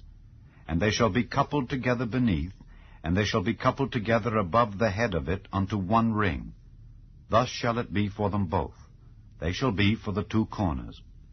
And they shall be 8 boards, and their sockets of silver, 16 sockets, 2 sockets under one board, and 2 sockets under another board. And thou shalt make bars of shittim wood, 5 for the boards of the one side of the tabernacle, and 5 bars for the boards of the other side of the tabernacle, and 5 bars for the boards of the side of the tabernacle, for the 2 sides westward. And the middle bar in the midst of the boards shall reach from end to end. And thou shalt overlay the boards with gold, and make their rings of gold for places for the bars, and thou shalt overlay the bars with gold. And thou shalt rear up the tabernacle according to the fashion thereof which was showed thee in the mount. And thou shalt make a veil of blue and purple and scarlet and fine twined linen of cunning work. With cherubims shall it be made. And thou shalt hang it upon 4 pillars of shittim wood overlaid with gold. Their hooks shall be of gold upon the 4 sockets of silver. And thou shalt hang up the veil under the taches, that thou mayest bring in thither within the veil the ark of the testimony. And the veil shall divide unto you between the holy place and the most holy. And thou shalt put the mercy seat upon the ark of the testimony in the most holy place. And thou shalt set the table without the veil, and the candlestick over against the table on the side of the tabernacle toward the south. And thou shalt put the table on the north side.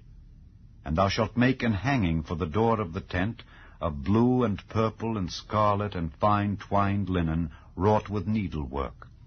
And thou shalt make for the hanging 5 pillars of shittim wood, and overlay them with gold, and their hooks shall be of gold. And thou shalt cast 5 sockets of brass for them. Chapter 27. And thou shalt make an altar of shittim wood, 5 cubits long and 5 cubits broad. The altar shall be 4 square, and the height thereof shall be 3 cubits. And thou shalt make the horns of it upon the 4 corners thereof. His horns shall be of the same, and thou shalt overlay it with brass. And thou shalt make his pans to receive his ashes, and his shovels, and his basins, and his flesh hooks, and his fire pans. All the vessels thereof thou shalt make of brass. And thou shalt make for it a grate of network of brass. And upon the net shalt thou make 4 brazen rings in the 4 corners thereof. And thou shalt put it under the compass of the altar beneath, that the net may be even to the midst of the altar. And thou shalt make staves for the altar, staves of shittim wood, and overlay them with brass. And the staves shall be put into the rings, and the staves shall be upon the 2 sides of the altar to bear it. Hollow with boards shalt thou make it, as it was showed thee in the mount, so shall they make it. And thou shalt make the court of the tabernacle. For the south side southward there shall be hangings for the court of fine twined linen of 100 cubits long for 1 side.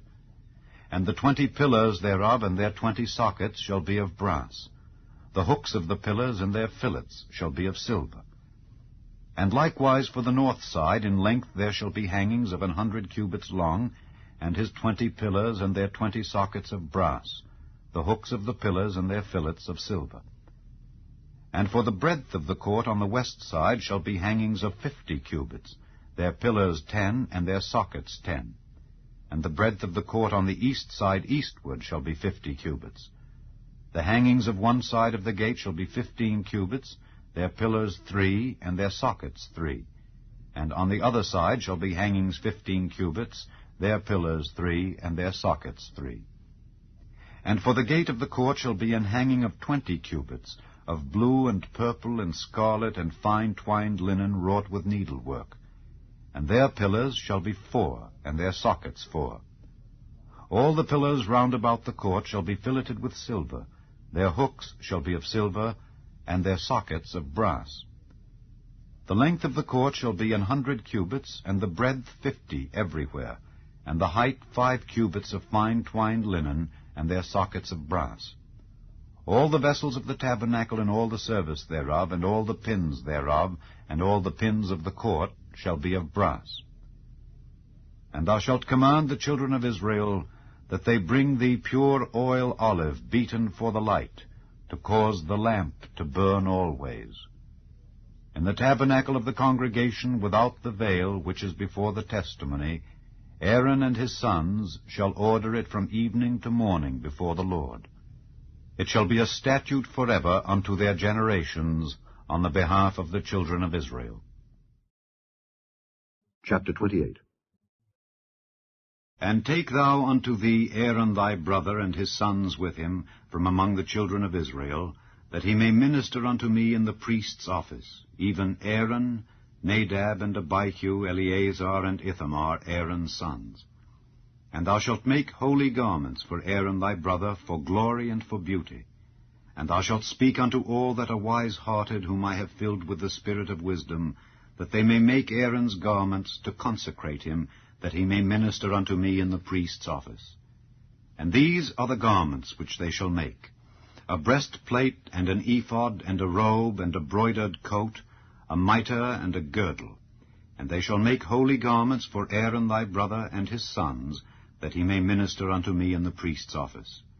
And they shall take gold, and blue, and purple, and scarlet, and fine linen. And they shall make the ephod of gold, of blue, and of purple, of scarlet, and fine twined linen with cunning work. It shall have the 2 shoulder pieces thereof joined at the 2 edges thereof, and so it shall be joined together. And the curious girdle of the ephod which is upon it shall be of the same, according to the work thereof, even of gold, of blue, and purple, and scarlet, and fine twined linen. And thou shalt take 2 onyx stones, and grave on them the names of the children of Israel, 6 of their names on one stone, and the other 6 names of the rest on the other stone, according to their birth. With the work of an engraver in stone, like the engravings of a signet, shalt thou engrave the 2 stones with the names of the children of Israel.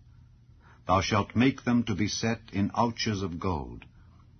And thou shalt put the 2 stones upon the shoulders of the ephod for stones of memorial unto the children of Israel. And Aaron shall bear their names before the Lord upon his 2 shoulders for a memorial. And thou shalt make ouches of gold, and 2 chains of pure gold at the ends. Of wreathen work shalt thou make them, and fasten the wreathen chains to the ouches. And thou shalt make the breastplate of judgment with cunning work. After the work of the ephod thou shalt make it, of gold, of blue, and of purple, and of scarlet, and of fine twined linen shalt thou make it. 4 square it shall be, being doubled. A span shall be the length thereof, and a span shall be the breadth thereof. And thou shalt set in it settings of stones, even 4 rows of stones. The first row shall be a sardius, a topaz, and a carbuncle. This shall be the first row. And the second row shall be an emerald, a sapphire, and a diamond. And the third row a ligure, an agate, and an amethyst. And the 4th row a beryl, and an onyx, and a jasper. They shall be set in gold in their enclosings. And the stones shall be with the names of the children of Israel, 12 according to their names, like the engravings of a signet. Every one with his name shall they be, according to the 12 tribes. And thou shalt make upon the breastplate chains at the ends of wreathen work of pure gold. And thou shalt make upon the breastplate 2 rings of gold, and shalt put the 2 rings on the 2 ends of the breastplate. And thou shalt put the 2 wreathen chains of gold in the 2 rings which are on the ends of the breastplate. And the other 2 ends of the 2 wreathen chains thou shalt fasten in the 2 ouches, and put them on the shoulder pieces of the ephod before it. And thou shalt make 2 rings of gold, and thou shalt put them upon the 2 ends of the breastplate in the border thereof, which is in the side of the ephod inward. And 2 other rings of gold thou shalt make, and shalt put them on the 2 sides of the ephod underneath, toward the forepart thereof, over against the other coupling thereof, above the curious girdle of the ephod. And they shall bind the breastplate by the rings thereof unto the rings of the ephod with a lace of blue, that it may be above the curious girdle of the ephod, and that the breastplate be not loosed from the ephod. And Aaron shall bear the names of the children of Israel in the breastplate of judgment upon his heart, when he goeth in unto the holy place, for a memorial before the Lord continually. And thou shalt put in the breastplate of judgment the Urim and the Thummim, and they shall be upon Aaron's heart when he goeth in before the Lord. And Aaron shall bear the judgment of the children of Israel upon his heart before the Lord continually. And thou shalt make the robe of the ephod all of blue, and there shall be an hole in the top of it in the midst thereof. It shall have a binding of woven work round about the whole of it, as it were the hole of an habergeon, that it be not rent.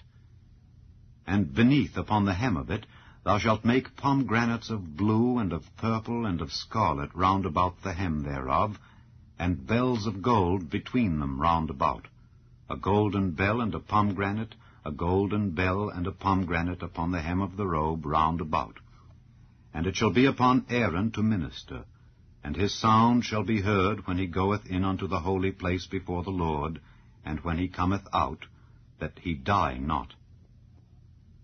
And thou shalt make a plate of pure gold, and grave upon it, like the engravings of a signet, Holiness to the Lord. And thou shalt put it on a blue lace, that it may be upon the mitre, upon the forefront of the mitre it shall be. And it shall be upon Aaron's forehead, that Aaron may bear the iniquity of the holy things which the children of Israel shall hallow in all their holy gifts. And it shall be always upon his forehead, that they may be accepted before the Lord. And thou shalt embroider the coat of fine linen, and thou shalt make the mitre of fine linen, and thou shalt make the girdle of needlework. And for Aaron's sons thou shalt make coats, and thou shalt make for them girdles, and bonnets shalt thou make for them, for glory and for beauty.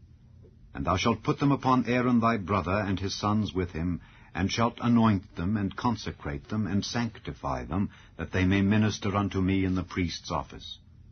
And thou shalt make them linen breeches to cover their nakedness.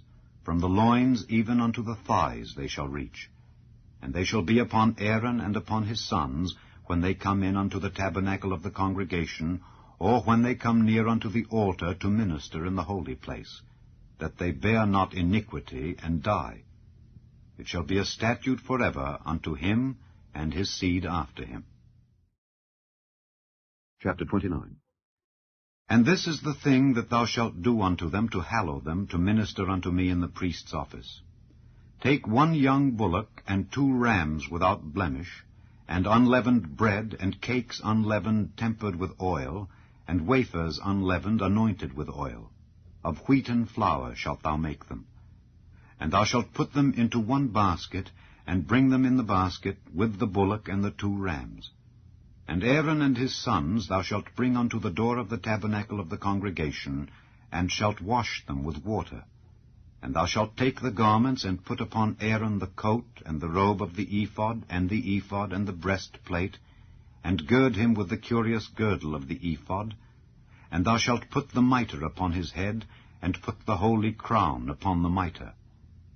Then shalt thou take the anointing oil, and pour it upon his head, and anoint him. And thou shalt bring his sons, and put coats upon them. And thou shalt gird them with girdles, Aaron and his sons, and put the bonnets on them. And the priest's office shall be theirs for a perpetual statute, and thou shalt consecrate Aaron and his sons. And thou shalt cause a bullock to be brought before the tabernacle of the congregation, and Aaron and his sons shall put their hands upon the head of the bullock. And thou shalt kill the bullock before the Lord by the door of the tabernacle of the congregation. And thou shalt take of the blood of the bullock, and put it upon the horns of the altar with thy finger, and pour all the blood beside the bottom of the altar. And thou shalt take all the fat that covereth the inwards, and the caul that is above the liver, and the 2 kidneys, and the fat that is upon them, and burn them upon the altar. But the flesh of the bullock, and his skin, and his dung, shalt thou burn with fire without the camp. It is a sin offering. Thou shalt also take 1 ram, and Aaron and his sons shall put their hands upon the head of the ram. And thou shalt slay the ram, and thou shalt take his blood, and sprinkle it round about upon the altar. And thou shalt cut the ram in pieces, and wash the inwards of him and his legs, and put them unto his pieces, and unto his head. And thou shalt burn the whole ram upon the altar. It is a burnt offering unto the Lord. It is a sweet savour, an offering made by fire unto the Lord. And thou shalt take the other ram, and Aaron and his sons shall put their hands upon the head of the ram. Then shalt thou kill the ram, and take of his blood, and put it upon the tip of the right ear of Aaron, and upon the tip of the right ear of his sons, and upon the thumb of their right hand, and upon the great toe of their right foot, and sprinkle the blood upon the altar round about. And thou shalt take of the blood that is upon the altar, and of the anointing oil, and sprinkle it upon Aaron, and upon his garments, and upon his sons, and upon the garments of his sons with him. And he shall be hallowed, and his garments, and his sons' garments with him. Also thou shalt take of the ram the fat and the rump, and the fat that covereth the inwards, and the caul above the liver, and the 2 kidneys, and the fat that is upon them, and the right shoulder, for it is a ram of consecration. And 1 loaf of bread, and 1 cake of oiled bread, and 1 wafer out of the basket of the unleavened bread that is before the Lord. And thou shalt put all in the hands of Aaron, and in the hands of his sons, and shalt wave them for a wave offering before the Lord. And thou shalt receive them of their hands, and burn them upon the altar for a burnt offering, for a sweet savour before the Lord. It is an offering made by fire unto the Lord.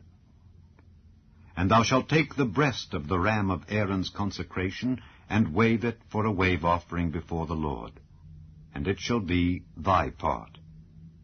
And thou shalt sanctify the breast of the wave offering, and the shoulder of the heave offering, which is waved, and which is heaved up, of the ram of the consecration, even of that which is for Aaron, and of that which is for his sons.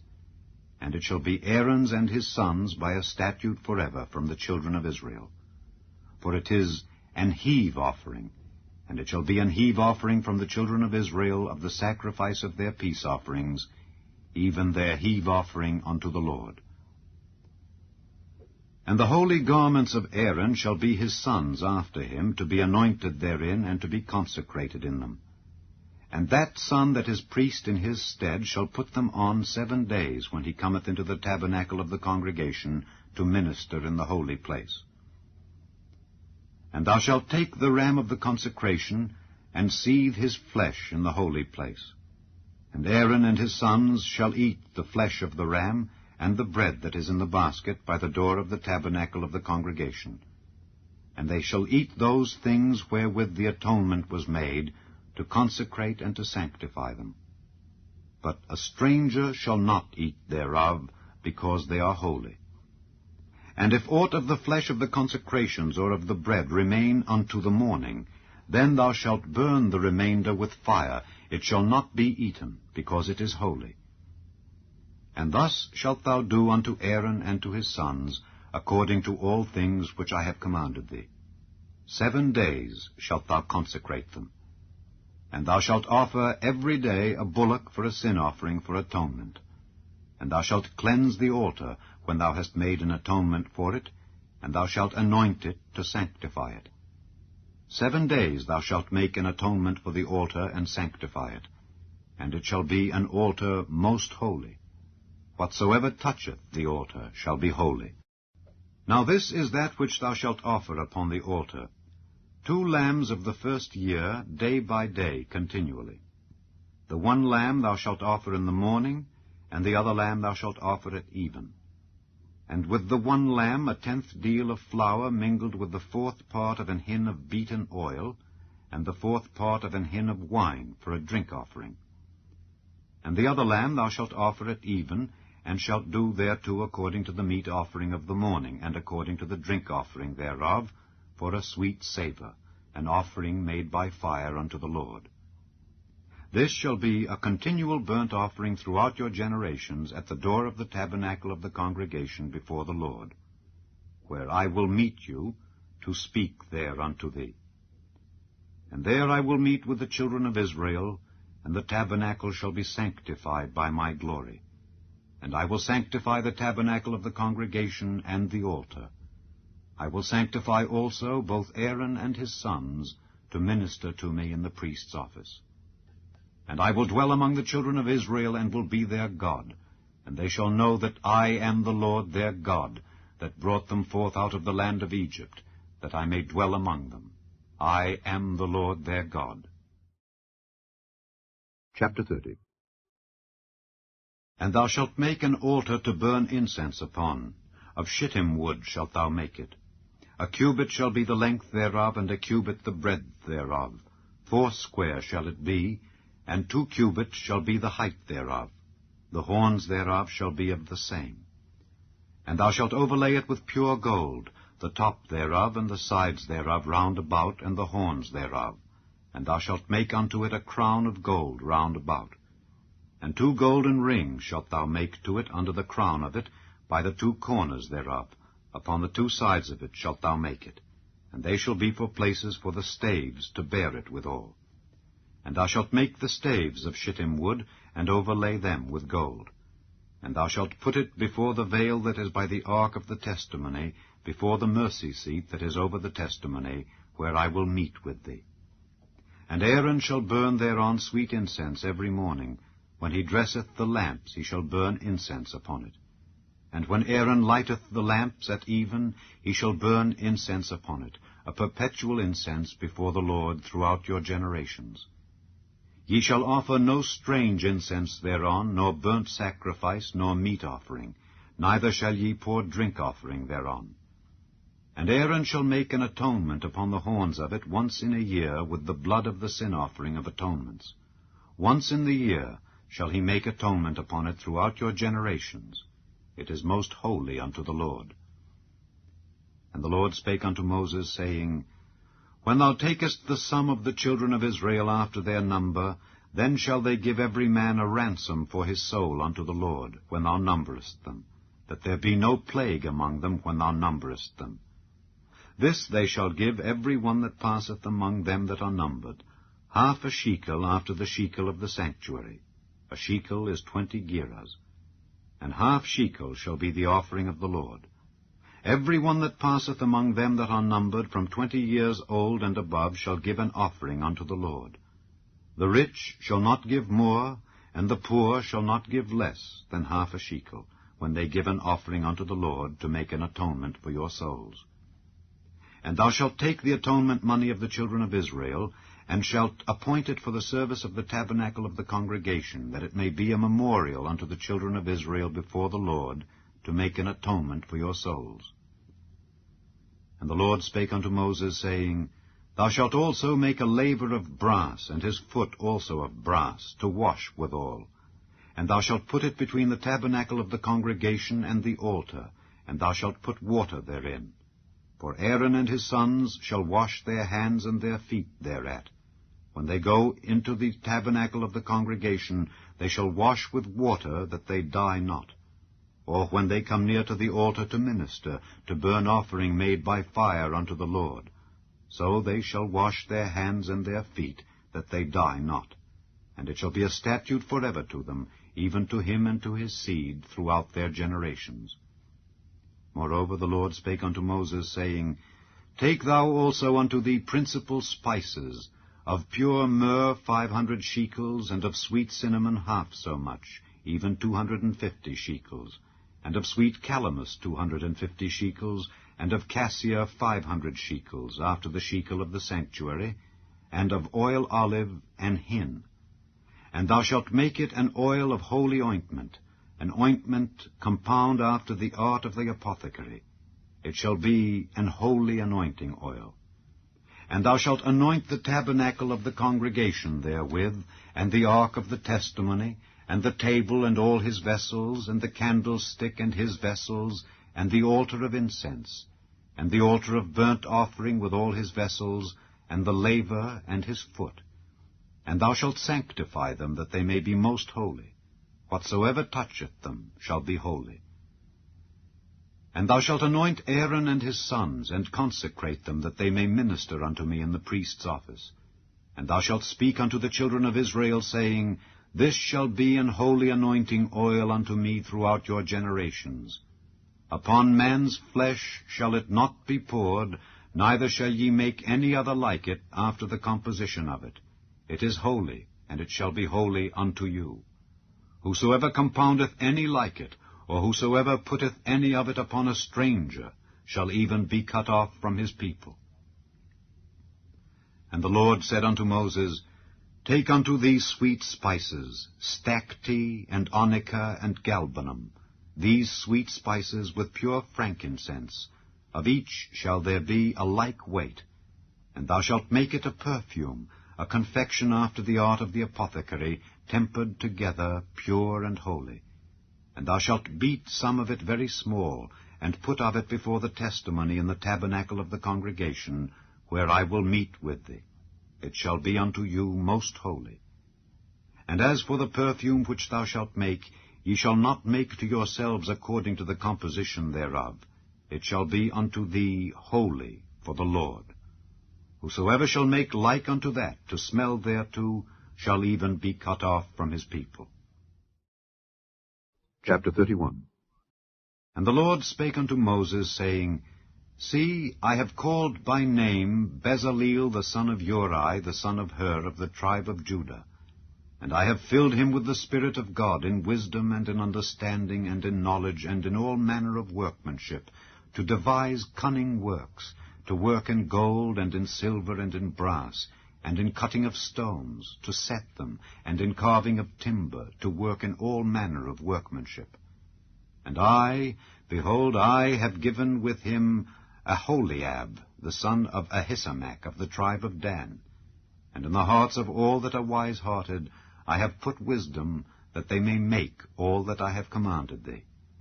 The tabernacle of the congregation, and the ark of the testimony, and the mercy seat that is thereupon, and all the furniture of the tabernacle, and the table and his furniture, and the pure candlestick with all his furniture, and the altar of incense, and the altar of burnt offering with all his furniture, and the laver and his foot, and the cloths of service, and the holy garments for Aaron the priest, and the garments of his sons, to minister in the priest's office, and the anointing oil and sweet incense for the holy place. According to all that I have commanded thee shall they do. And the Lord spake unto Moses, saying, Speak thou also unto the children of Israel, saying, Verily my Sabbaths ye shall keep, for it is a sign between me and you throughout your generations, that ye may know that I am the Lord that doth sanctify you. Ye shall keep the Sabbath, therefore, for it is holy unto you. Every one that defileth it shall surely be put to death, for whosoever doeth any work therein, that soul shall be cut off from among his people. 6 days may work be done, but in the 7th is the Sabbath of rest, holy to the Lord. Whosoever doeth any work in the Sabbath day, he shall surely be put to death. Wherefore the children of Israel shall keep the Sabbath, to observe the Sabbath throughout their generations, for a perpetual covenant. It is a sign between me and the children of Israel forever. For in 6 days the Lord made heaven and earth, and on the 7th day he rested and was refreshed. And he gave unto Moses, when he had made an end of communing with him upon Mount Sinai, 2 tables of testimony, tables of stone written with the finger of God. Chapter 32. And when the people saw that Moses delayed to come down out of the mount, the people gathered themselves together unto Aaron, and said unto him, Up, make us gods which shall go before us. For as for this Moses, the man that brought us up out of the land of Egypt, we wot not what is become of him. And Aaron said unto them, Break off the golden earrings which are in the ears of your wives, of your sons, and of your daughters, and bring them unto me. And all the people brake off the golden earrings which were in their ears, and brought them unto Aaron. And he received them at their hand, and fashioned it with a graving tool, after he had made it a molten calf. And they said, These be thy gods, O Israel, which brought thee up out of the land of Egypt. And when Aaron saw it, he built an altar before it. And Aaron made proclamation, and said, Tomorrow is a feast to the Lord. And they rose up early on the morrow, and offered burnt offerings, and brought peace offerings. And the people sat down to eat and to drink, and rose up to play. And the Lord said unto Moses, Go, get thee down, for thy people which thou broughtest out of the land of Egypt have corrupted themselves. They have turned aside quickly out of the way which I commanded them. They have made them a molten calf, and have worshipped it, and have sacrificed thereunto, and said, These be thy gods, O Israel, which have brought thee up out of the land of Egypt. And the Lord said unto Moses, I have seen this people, and behold, it is a stiff-necked people. Now therefore let me alone, that my wrath may wax hot against them, and that I may consume them, and I will make of thee a great nation.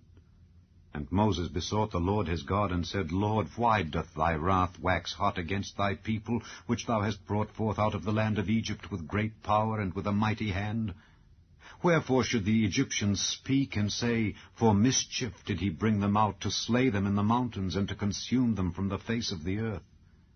Turn from thy fierce wrath, and repent of this evil against thy people. Remember Abraham, Isaac, and Israel, thy servants, to whom thou swarest by thine own self, and saidst unto them, I will multiply your seed as the stars of heaven, and all this land that I have spoken of will I give unto your seed, and they shall inherit it forever. And the Lord repented of the evil which he thought to do unto his people. And Moses turned, and went down from the mount, and the 2 tables of the testimony were in his hand. The tables were written on both their sides, on the one side and on the other were they written. And the tables were the work of God, and the writing was the writing of God, graven upon the tables. And when Joshua heard the noise of the people as they shouted, he said unto Moses, There is a noise of war in the camp. And he said, It is not the voice of them that shout for mastery, neither is it the voice of them that cry for being overcome, but the noise of them that sing do I hear. And it came to pass, as soon as he came nigh unto the camp, that he saw the calf and the dancing. And Moses' anger waxed hot, and he cast the tables out of his hands, and brake them beneath the mount. And he took the calf which they had made, and burnt it in the fire, and ground it to powder, and strawed it upon the water, and made the children of Israel drink of it. And Moses said unto Aaron, What did this people unto thee, that thou hast brought so great a sin upon them? And Aaron said, Let not the anger of my lord wax hot. Thou knowest the people, that they are set on mischief. For they said unto me, Make us gods which shall go before us.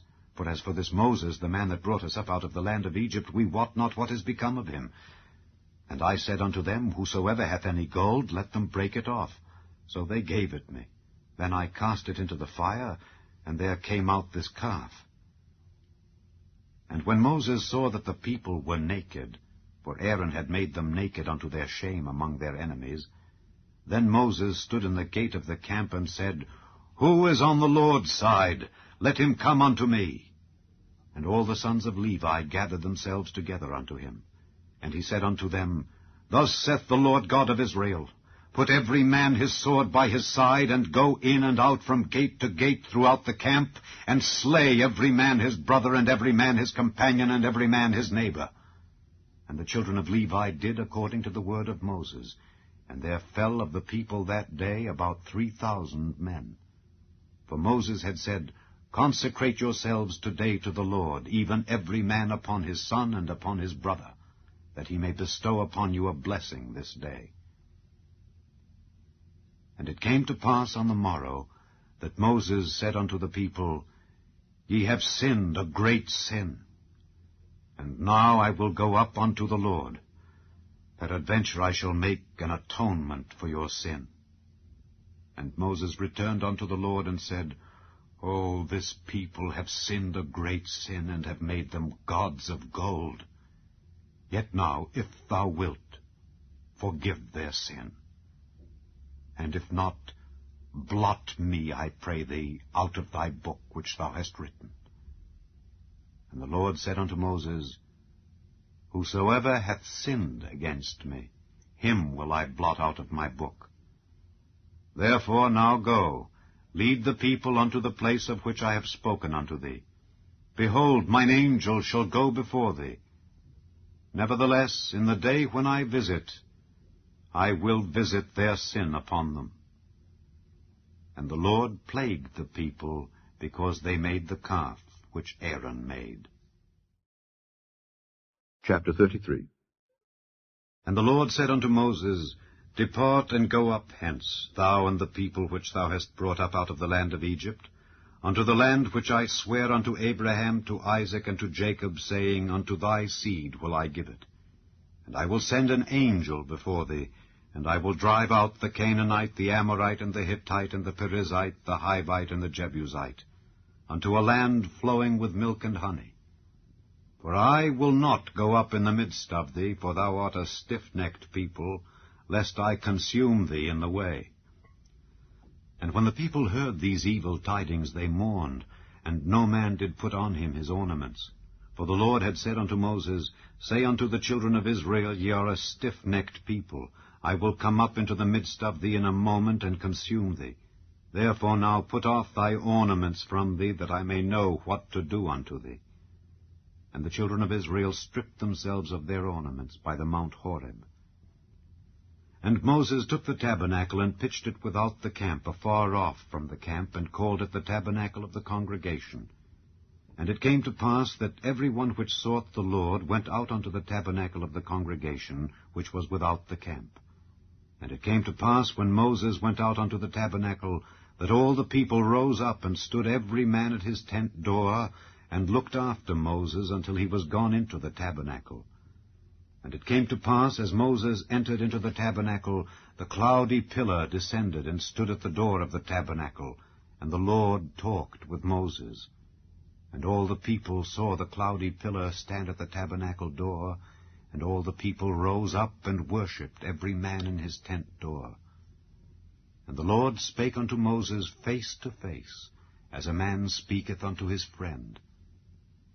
And he turned again into the camp, but his servant Joshua the son of Nun, a young man, departed not out of the tabernacle. And Moses said unto the Lord, See, thou sayest unto me, Bring up this people, and thou hast not let me know whom thou wilt send with me. Yet thou hast said, I know thee by name, and thou hast also found grace in my sight.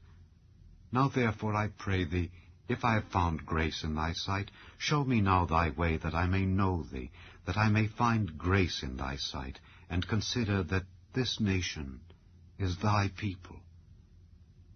And he said, My presence shall go with thee, and I will give thee rest. And he said unto him, If thy presence go not with me, carry us not up hence. For wherein shall it be known here that I and thy people have found grace in thy sight? Is it not in that thou goest with us? So shall we be separated, I and thy people, from all the people that are upon the face of the earth. And the Lord said unto Moses, I will do this thing also that thou hast spoken, for thou hast found grace in my sight, and I know thee by name. And he said, I beseech thee, show me thy glory. And he said, I will make all my goodness pass before thee, and I will proclaim the name of the Lord before thee, and will be gracious to whom I will be gracious, and will show mercy on whom I will show mercy. And he said, Thou canst not see my face, for there shall no man see me and live. And the Lord said, Behold, there is a place by me, and thou shalt stand upon a rock.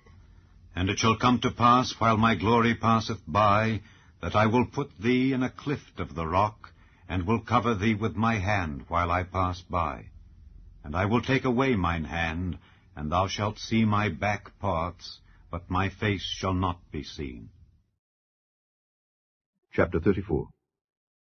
And the Lord said unto Moses, Hew thee 2 tables of stone like unto the first, and I will write upon these tables the words that were in the first tables which thou breakest. And be ready in the morning, and come up in the morning unto Mount Sinai, and present thyself there to me in the top of the mount. And no man shall come up with thee, neither let any man be seen throughout all the mount, neither let the flocks nor herds feed before that mount. And he hewed 2 tables of stone like unto the first. And Moses rose up early in the morning, and went up unto Mount Sinai, as the Lord had commanded him, and took in his hand the 2 tables of stone. And the Lord descended in the cloud, and stood with him there, and proclaimed the name of the Lord. And the Lord passed by before him, and proclaimed, the Lord God, merciful and gracious, long-suffering, and abundant in goodness and truth, keeping mercy for thousands, forgiving iniquity and transgression and sin, and that will by no means clear the guilty, visiting the iniquity of the fathers upon the children and upon the children's children, unto the 3rd and to the 4th generation. And Moses made haste, and bowed his head toward the earth, and worshipped. And he said, If now I have found grace in thy sight, O Lord, let my Lord, I pray thee, go among us, for it is a stiff-necked people, and pardon our iniquity and our sin, and take us for thine inheritance. And he said, Behold, I make a covenant. Before all thy people I will do marvels such as have not been done in all the earth, nor in any nation. And all the people among which thou art shall see the work of the Lord. For it is a terrible thing that I will do with thee. Observe thou that which I command thee this day. Behold, I drive out before thee the Amorite, and the Canaanite, and the Hittite, and the Perizzite, and the Hivite, and the Jebusite. Take heed to thyself, lest thou make a covenant with the inhabitants of the land whither thou goest, lest it be for a snare in the midst of thee. But ye shall destroy their altars, break their images, and cut down their groves. For thou shalt worship no other God, for the Lord, whose name is jealous, is a jealous God.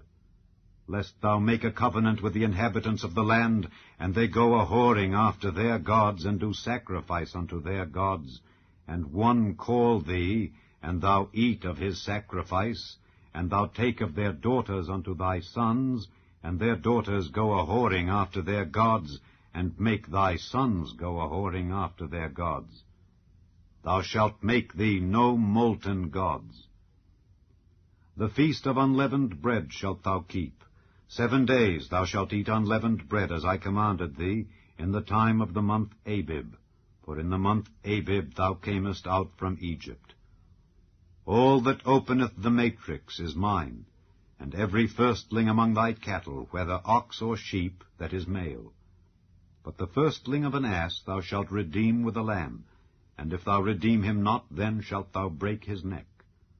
All the firstborn of thy sons thou shalt redeem, and none shall appear before me empty. 6 days thou shalt work, but on the 7th day thou shalt rest. In earing time and in harvest thou shalt rest. And thou shalt observe the feast of weeks, of the firstfruits of wheat harvest, and the feast of ingathering at the year's end. Thrice in the year shall all your men-children appear before the Lord God, the God of Israel. For I will cast out the nations before thee, and enlarge thy borders. Neither shall any man desire thy land, when thou shalt go up to appear before the Lord thy God thrice in the year. Thou shalt not offer the blood of my sacrifice with leaven, neither shall the sacrifice of the feast of the Passover be left unto the morning. The first of the firstfruits of thy land thou shalt bring unto the house of the Lord thy God. Thou shalt not see the kid in his mother's milk. And the Lord said unto Moses, Write thou these words, for after the tenor of these words I have made a covenant with thee and with Israel.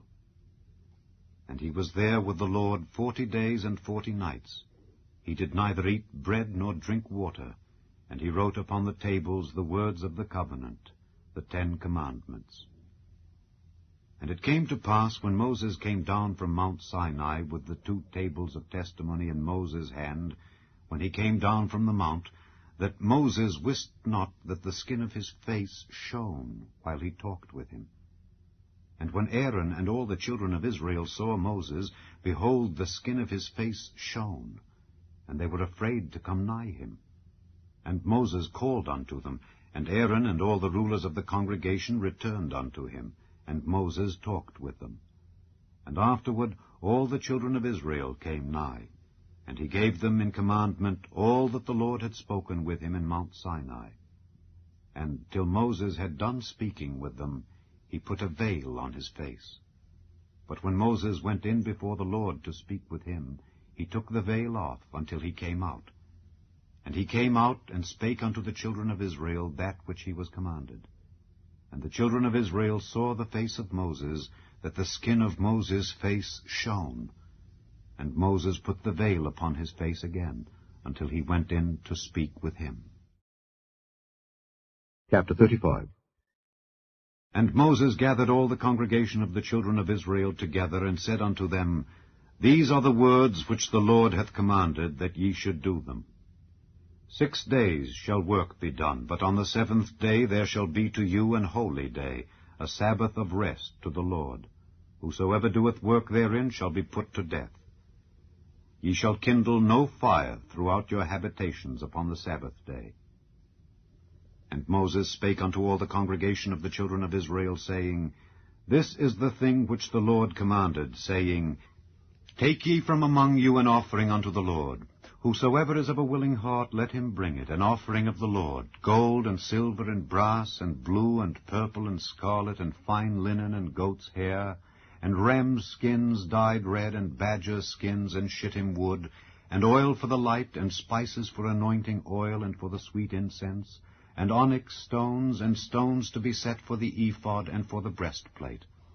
And every wise-hearted among you shall come and make all that the Lord hath commanded, the tabernacle, his tent and his covering, his taches and his boards, his bars, his pillars and his sockets, the ark and the staves thereof, with the mercy seat and the veil of the covering, the table and his staves and all his vessels and the showbread, the candlestick also for the light, and his furniture and his lamps, with the oil for the light, and the incense altar and his staves, and the anointing oil and the sweet incense, and the hanging for the door at the entering in of the tabernacle, the altar of burnt offering with his brazen grate, his staves and all his vessels, the laver and his foot, the hangings of the court, his pillars and their sockets, and the hanging for the door of the court, the pins of the tabernacle and the pins of the court and their cords, the cloths of service to do service in the holy place, the holy garments for Aaron the priest, and the garments of his sons to minister in the priest's office. And all the congregation of the children of Israel departed from the presence of Moses. And they came every one whose heart stirred him up, and every one whom his spirit made willing, and they brought the Lord's offering to the work of the tabernacle of the congregation, and for all his service, and for the holy garments. And they came, both men and women, as many as were willing-hearted, and brought bracelets, and earrings, and rings, and tablets, all jewels of gold. And every man that offered an offering of gold unto the Lord. And every man with whom was found blue and purple and scarlet and fine linen and goat's hair and red skins of rams and badgers' skins brought them. Every one that did offer an offering of silver and brass brought the Lord's offering. And every man with whom was found shittim wood for any work of the service brought it. And all the women that were wise-hearted did spin with their hands, and brought that which they had spun, both of blue and of purple and of scarlet and of fine linen. And all the women whose hearts stirred them up in wisdom spun goat's hair. And the rulers brought onyx stones, and stones to be set for the ephod and for the breastplate, and spice and oil for the light, and for the anointing oil, and for the sweet incense. The children of Israel brought a willing offering unto the Lord, every man and woman, whose heart made them willing to bring for all manner of work, which the Lord had commanded to be made by the hand of Moses. And Moses said unto the children of Israel, See, the Lord hath called by name Bezaleel the son of Uri, the son of Hur, of the tribe of Judah. And he hath filled him with the Spirit of God, in wisdom, in understanding, and in knowledge, and in all manner of workmanship, and to devise curious works, to work in gold, and in silver, and in brass, and in the cutting of stones, to set them, and in carving of wood, to make any manner of cunning work. And he hath put in his heart that he may teach, both he and Aholiab the son of Ahisamach of the tribe of Dan. Them hath he filled with wisdom of heart, to work all manner of work, of the engraver, and of the cunning workman, and of the embroiderer in blue, and in purple, in scarlet, and in fine linen, and of the weaver, even of them that do any work, and of those that devise cunning work. Chapter 36. Then wrought Bezaleel and Aholiab, and every wise-hearted man in whom the Lord put wisdom and understanding, to know how to work all manner of work for the service of the sanctuary, according to all that the Lord had commanded. And Moses called Bezaleel and Aholiab, and every wise-hearted man in whose heart the Lord had put wisdom, even every one whose heart stirred him up to come unto the work to do it. And they received of Moses all the offering which the children of Israel had brought for the work of the service of the sanctuary, to make it withal. And they brought yet unto him free offerings every morning. And all the wise men that wrought all the work of the sanctuary came every man from his work which they made, and they spake unto Moses, saying, The people bring much more than enough for the service of the work which the Lord commanded to make. And Moses gave commandment, and they caused it to be proclaimed throughout the camp, saying, Let neither man nor woman make any more work for the offering of the sanctuary. So the people were restrained from bringing. For the stuff they had was sufficient for all the work to make it, and too much. And every wise-hearted man among them that wrought the work of the tabernacle made 10 curtains of fine twined linen, and blue, and purple, and scarlet. With cherubims of cunning work made he them. The length of one curtain was 28 cubits, and the breadth of one curtain 4 cubits. The curtains were all of one size. And he coupled the 5 curtains one unto another, and the other 5 curtains he coupled one unto another. And he made loops of blue on the edge of one curtain from the selvage in the coupling. Likewise he made in the uttermost side of another curtain in the couplings of the second. 50 loops made he in one curtain, and 50 loops made he in the edge of the curtain which was in the coupling of the second. The loops held one curtain to another. And he made 50 taches of gold, and coupled the curtains one unto another with the taches. So it became one tabernacle. And he made curtains of goat's hair for the tent over the tabernacle. 11 curtains he made them. The length of one curtain was 30 cubits, and 4 cubits was the breadth of one curtain. The 11 curtains were of one size. And he coupled 5 curtains by themselves, and 6 curtains by themselves. And he made 50 loops upon the uttermost edge of the curtain in the coupling, and 50 loops made he upon the edge of the curtain which coupleth the second. And he made 50 taches of brass to couple the tent together, that it might be one. And he made a covering for the tent of rams' skins dyed red, and a covering of badgers' skins above that. And he made boards for the tabernacle of shittim wood standing up. The length of a board was 10 cubits, and the breadth of a board 1 cubit and a half. One board had 2 tenons, equally distant one from another. Thus did he make for all the boards of the tabernacle.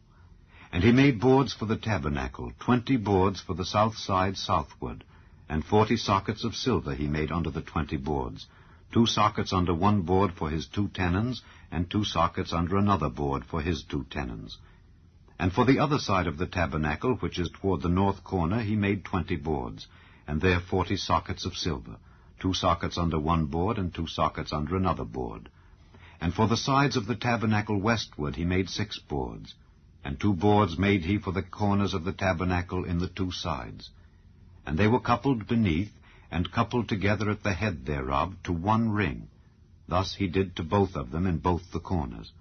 And there were 8 boards, and their sockets were 16 sockets of silver, under every board 2 sockets.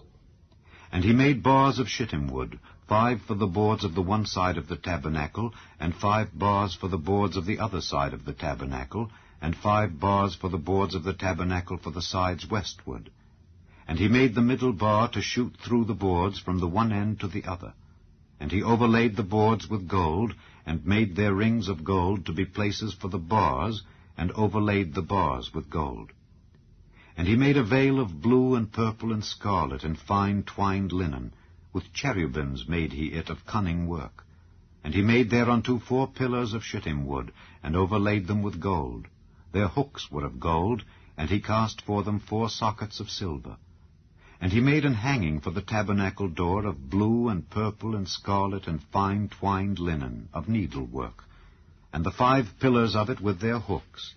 And he overlaid their chapiters and their fillets with gold, but their 5 sockets were of brass. Chapter 37. And Bezaleel made the ark of shittim wood. 2 cubits and a half was the length of it, and 1 cubit and a half the breadth of it, and 1 cubit and a half the height of it. And he overlaid it with pure gold within and without, and made a crown of gold to it round about. And he cast for it 4 rings of gold to be set by the 4 corners of it, even 2 rings upon the one side of it, and 2 rings upon the other side of it. And he made staves of shittim wood, and overlaid them with gold. And he put the staves into the rings by the sides of the ark, to bear the ark. And he made the mercy seat of pure gold. 2 cubits and a half was the length thereof, and 1 cubit and a half the breadth thereof. And he made 2 cherubims of gold, beaten out of 1 piece made he them, on the 2 ends of the mercy seat. 1 cherub on the end on this side, and another cherub on the other end on that side. Out of the mercy seat made he the cherubims on the 2 ends thereof. And the cherubims spread out their wings on high, and covered with their wings over the mercy seat, with their faces one to another. Even to the mercy seatward were the faces of the cherubims. And he made the table of shittim wood.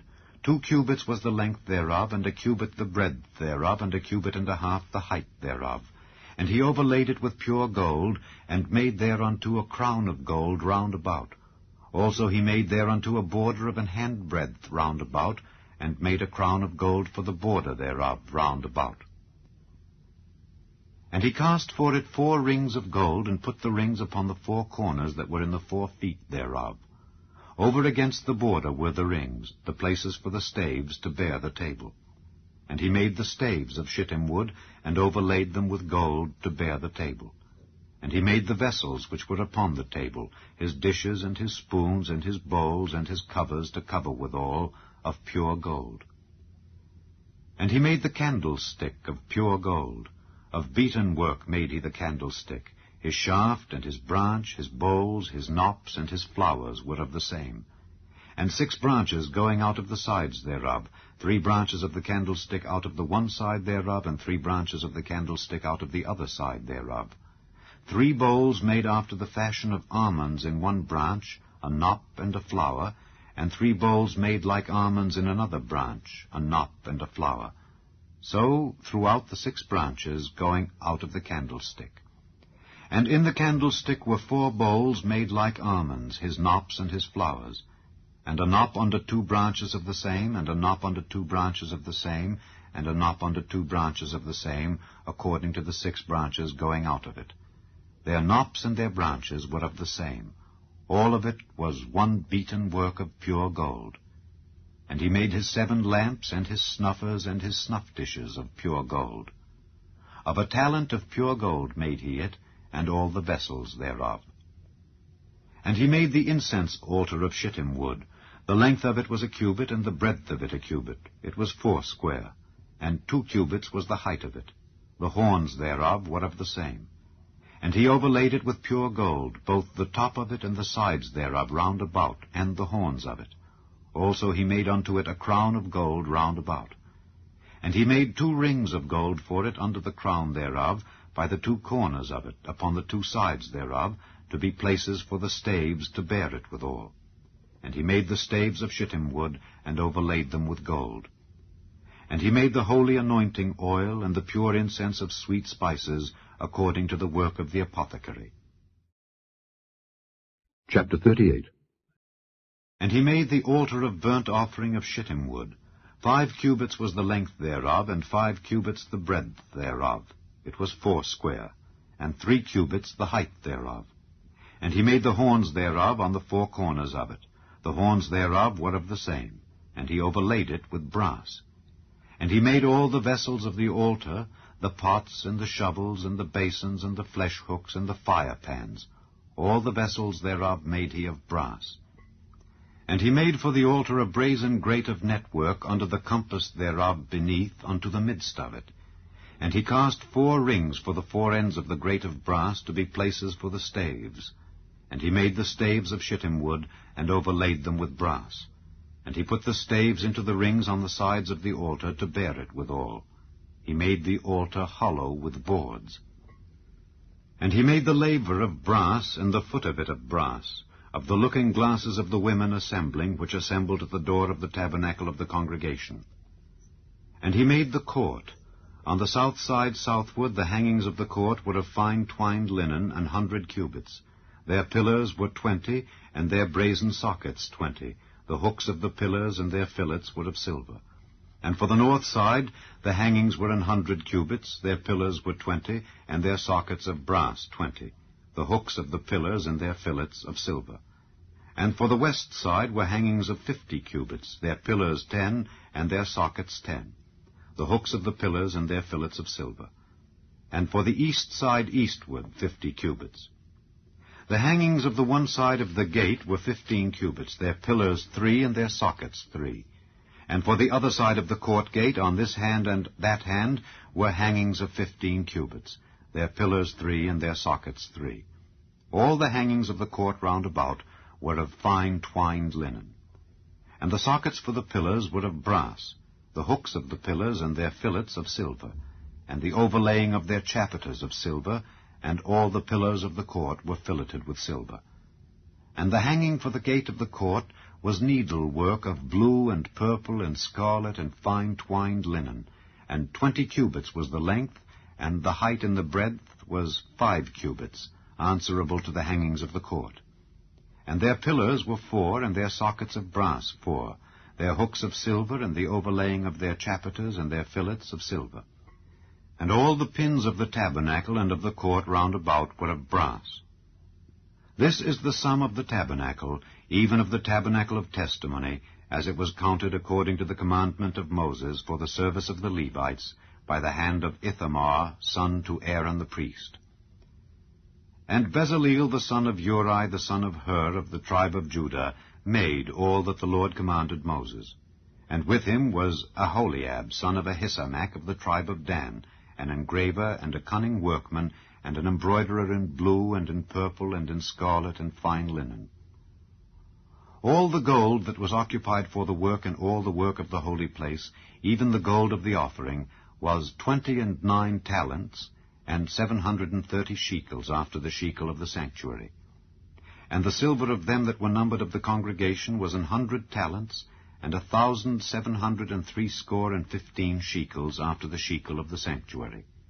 A beka for every man, that is, half a shekel after the shekel of the sanctuary, for every one that went to be numbered from 20 years old and upward, for 600,000 and 3,550 men. And of the 100 talents of silver were cast the sockets of the sanctuary and the sockets of the veil, and 100 sockets of the 100 talents, a talent for a socket. And of the 1,775 shekels he made hooks for the pillars, and overlaid their chapiters, and filleted them. And the brass of the offering was 70 talents, and 2,400 shekels. And therewith he made the sockets to the door of the tabernacle of the congregation, and the brazen altar, and the brazen grate for it, and all the vessels of the altar, and the sockets of the court round about, and the sockets of the court gate, and all the pins of the tabernacle, and all the pins of the court round about. Chapter 39. And of the blue and purple and scarlet they made cloths of service to do service in the holy place, and made the holy garments for Aaron, as the Lord commanded Moses. And he made the ephod of gold, blue and purple and scarlet, and fine twined linen. And they did beat the gold into thin plates, and cut it into wires, to work it in the blue, and in the purple, and in the scarlet, and in the fine linen, with cunning work. They made shoulder pieces for it to couple it together. By the two edges was it coupled together. And the curious girdle of his ephod that was upon it was of the same, according to the work thereof, of gold, blue, and purple, and scarlet, and fine twined linen, as the Lord commanded Moses. And they wrought onyx stones enclosed in ouches of gold, graven as signets are graven, with the names of the children of Israel. And he put them on the shoulders of the ephod, that they should be stones for a memorial to the children of Israel, as the Lord commanded Moses. And he made the breastplate of cunning work, like the work of the ephod, of gold, blue, and purple, and scarlet, and fine twined linen. It was foursquare. They made the breastplate double. A span was the length thereof, and a span the breadth thereof, being doubled. And they set in it 4 rows of stones. The first row was a sardius, a topaz, and a carbuncle. This was the first row. And the second row an emerald, a sapphire, and a diamond. And the third row a ligure, an agate, and an amethyst. And the fourth row a beryl, an onyx, and a jasper. They were enclosed in ouches of gold in their enclosings. And the stones were according to the names of the children of Israel, 12, according to their names, like the engravings of a signet, every one with his name, according to the 12 tribes. And they made upon the breastplate chains at the ends of wreathen work of pure gold. And they made 2 ouches of gold and 2 gold rings, and put the 2 rings in the 2 ends of the breastplate. And they put the 2 wreathen chains of gold in the 2 rings on the ends of the breastplate. And the 2 ends of the 2 wreathen chains they fastened in the 2 ouches, and put them on the shoulder pieces of the ephod before it. And they made 2 rings of gold, and put them on the 2 ends of the breastplate upon the border of it, which was on the side of the ephod inward. And they made 2 other golden rings, and put them on the 2 sides of the ephod underneath toward the forepart of it, over against the other coupling thereof, above the curious girdle of the ephod. And they did bind the breastplate by his rings unto the rings of the ephod with a lace of blue, that it might be above the curious girdle of the ephod, and that the breastplate might not be loosed from the ephod, as the Lord commanded Moses. And he made the robe of the ephod of woven work, all of blue. And there was an hole in the midst of the robe, as the hole of an habergeon, with a band round about the hole, that it should not rend. And they made upon the hems of the robe pomegranates of blue and purple and scarlet and twined linen.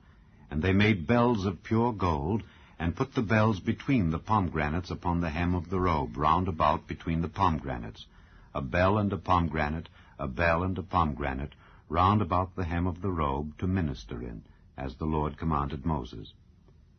And they made coats of fine linen of woven work for Aaron and for his sons, and a mitre of fine linen, and goodly bonnets of fine linen, and linen breeches of fine twined linen, and a girdle of fine twined linen, and blue and purple and scarlet of needlework, as the Lord commanded Moses. And they made the plate of the holy crown of pure gold, and wrote upon it a writing like to the engravings of a signet, Holiness to the Lord. And they tied unto it a lace of blue, to fasten it on high upon the mitre, as the Lord commanded Moses. Thus was all the work of the tabernacle of the tent of the congregation finished, and the children of Israel did according to all that the Lord commanded Moses. So did they. And they brought the tabernacle unto Moses, the tent and all his furniture, his taches, his boards, his bars, and his pillars, and his sockets, and the covering of ram skins dyed red, and the covering of badgers' skins, and the veil of the covering, the ark of the testimony, and the staves thereof, and the mercy seat, the table, and all the vessels thereof, and the showbread, the pure candlestick with the lamps thereof, even with the lamps to be set in order, and all the vessels thereof, and the oil for light, and the golden altar, and the anointing oil, and the sweet incense, and the hanging for the tabernacle door, the brazen altar, and his grate of brass, his staves, and all his vessels, the laver and his foot, the hangings of the court, his pillars and his sockets, and the hanging for the court gate, his cords and his pins, and all the vessels of the service of the tabernacle for the tent of the congregation, the cloths of service to do service in the holy place, and the holy garments for Aaron the priest and his sons' garments, to minister in the priest's office. According to all that the Lord commanded Moses, so the children of Israel made all the work. And Moses did look upon all the work, and behold, they had done it as the Lord had commanded. Even so had they done it. And Moses blessed them. Chapter 40. And the Lord spake unto Moses, saying, On the 1st day of the 1st month shalt thou set up the tabernacle of the tent of the congregation. And thou shalt put therein the ark of the testimony, and cover the ark with the veil. And thou shalt bring in the table, and set in order the things that are to be set in order upon it. And thou shalt bring in the candlestick, and light the lamps thereof. And thou shalt set the altar of gold for the incense before the ark of the testimony, and put the hanging of the door to the tabernacle. And thou shalt set the altar of the burnt offering before the door of the tabernacle of the tent of the congregation. And thou shalt set the laver between the tent of the congregation and the altar, and shalt put water therein. And thou shalt set up the court round about, and hang up the hanging at the court gate. And thou shalt take the anointing oil, and anoint the tabernacle, and all that is therein, and shalt hallow it, and all the vessels thereof, and it shall be holy. And thou shalt anoint the altar of the burnt offering, and all his vessels, and sanctify the altar, and it shall be an altar most holy. And thou shalt anoint the laver and his foot, and sanctify it. And thou shalt bring Aaron and his sons unto the door of the tabernacle of the congregation, and wash them with water. And thou shalt put upon Aaron the holy garments, and anoint him, and sanctify him, that he may minister unto me in the priest's office. And thou shalt bring his sons, and clothe them with coats. And thou shalt anoint them as thou didst anoint their father, that they may minister unto me in the priest's office. For their anointing shall surely be an everlasting priesthood throughout their generations. Thus did Moses. According to all that the Lord commanded him, so did he. And it came to pass in the 1st month, in the 2nd year, on the 1st day of the month, that the tabernacle was reared up. And Moses reared up the tabernacle, and fastened his sockets, and set up the boards thereof, and put in the bars thereof, and reared up his pillars. And he spread abroad the tent over the tabernacle, and put the covering of the tent above upon it, as the Lord commanded Moses. And he took and put the testimony into the ark, and set the staves on the ark, and put the mercy seat above upon the ark. And he brought the ark into the tabernacle, and set up the veil of the covering, and covered the ark of the testimony, as the Lord commanded Moses. And he put the table in the tent of the congregation upon the side of the tabernacle northward, without the veil.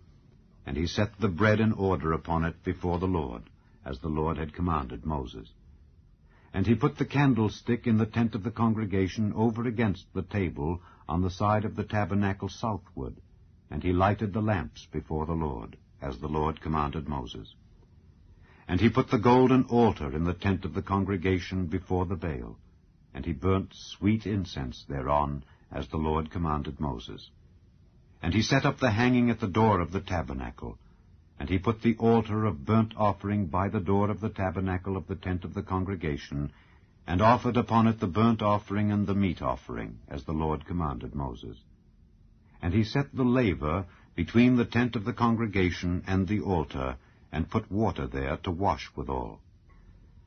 And Moses and Aaron and his sons washed their hands and their feet thereat, when they went into the tent of the congregation, and when they came near unto the altar, they washed, as the Lord commanded Moses. And he reared up the court round about the tabernacle and the altar, and set up the hanging of the court gate. So Moses finished the work. Then a cloud covered the tent of the congregation, and the glory of the Lord filled the tabernacle. And Moses was not able to enter into the tent of the congregation, because the cloud abode thereon, and the glory of the Lord filled the tabernacle. And when the cloud was taken up from over the tabernacle, the children of Israel went onward in all their journeys. But if the cloud were not taken up, then they journeyed not till the day that it was taken up. For the cloud of the Lord was upon the tabernacle by day, and fire was on it by night, in the sight of all the house of Israel, throughout all their journeys.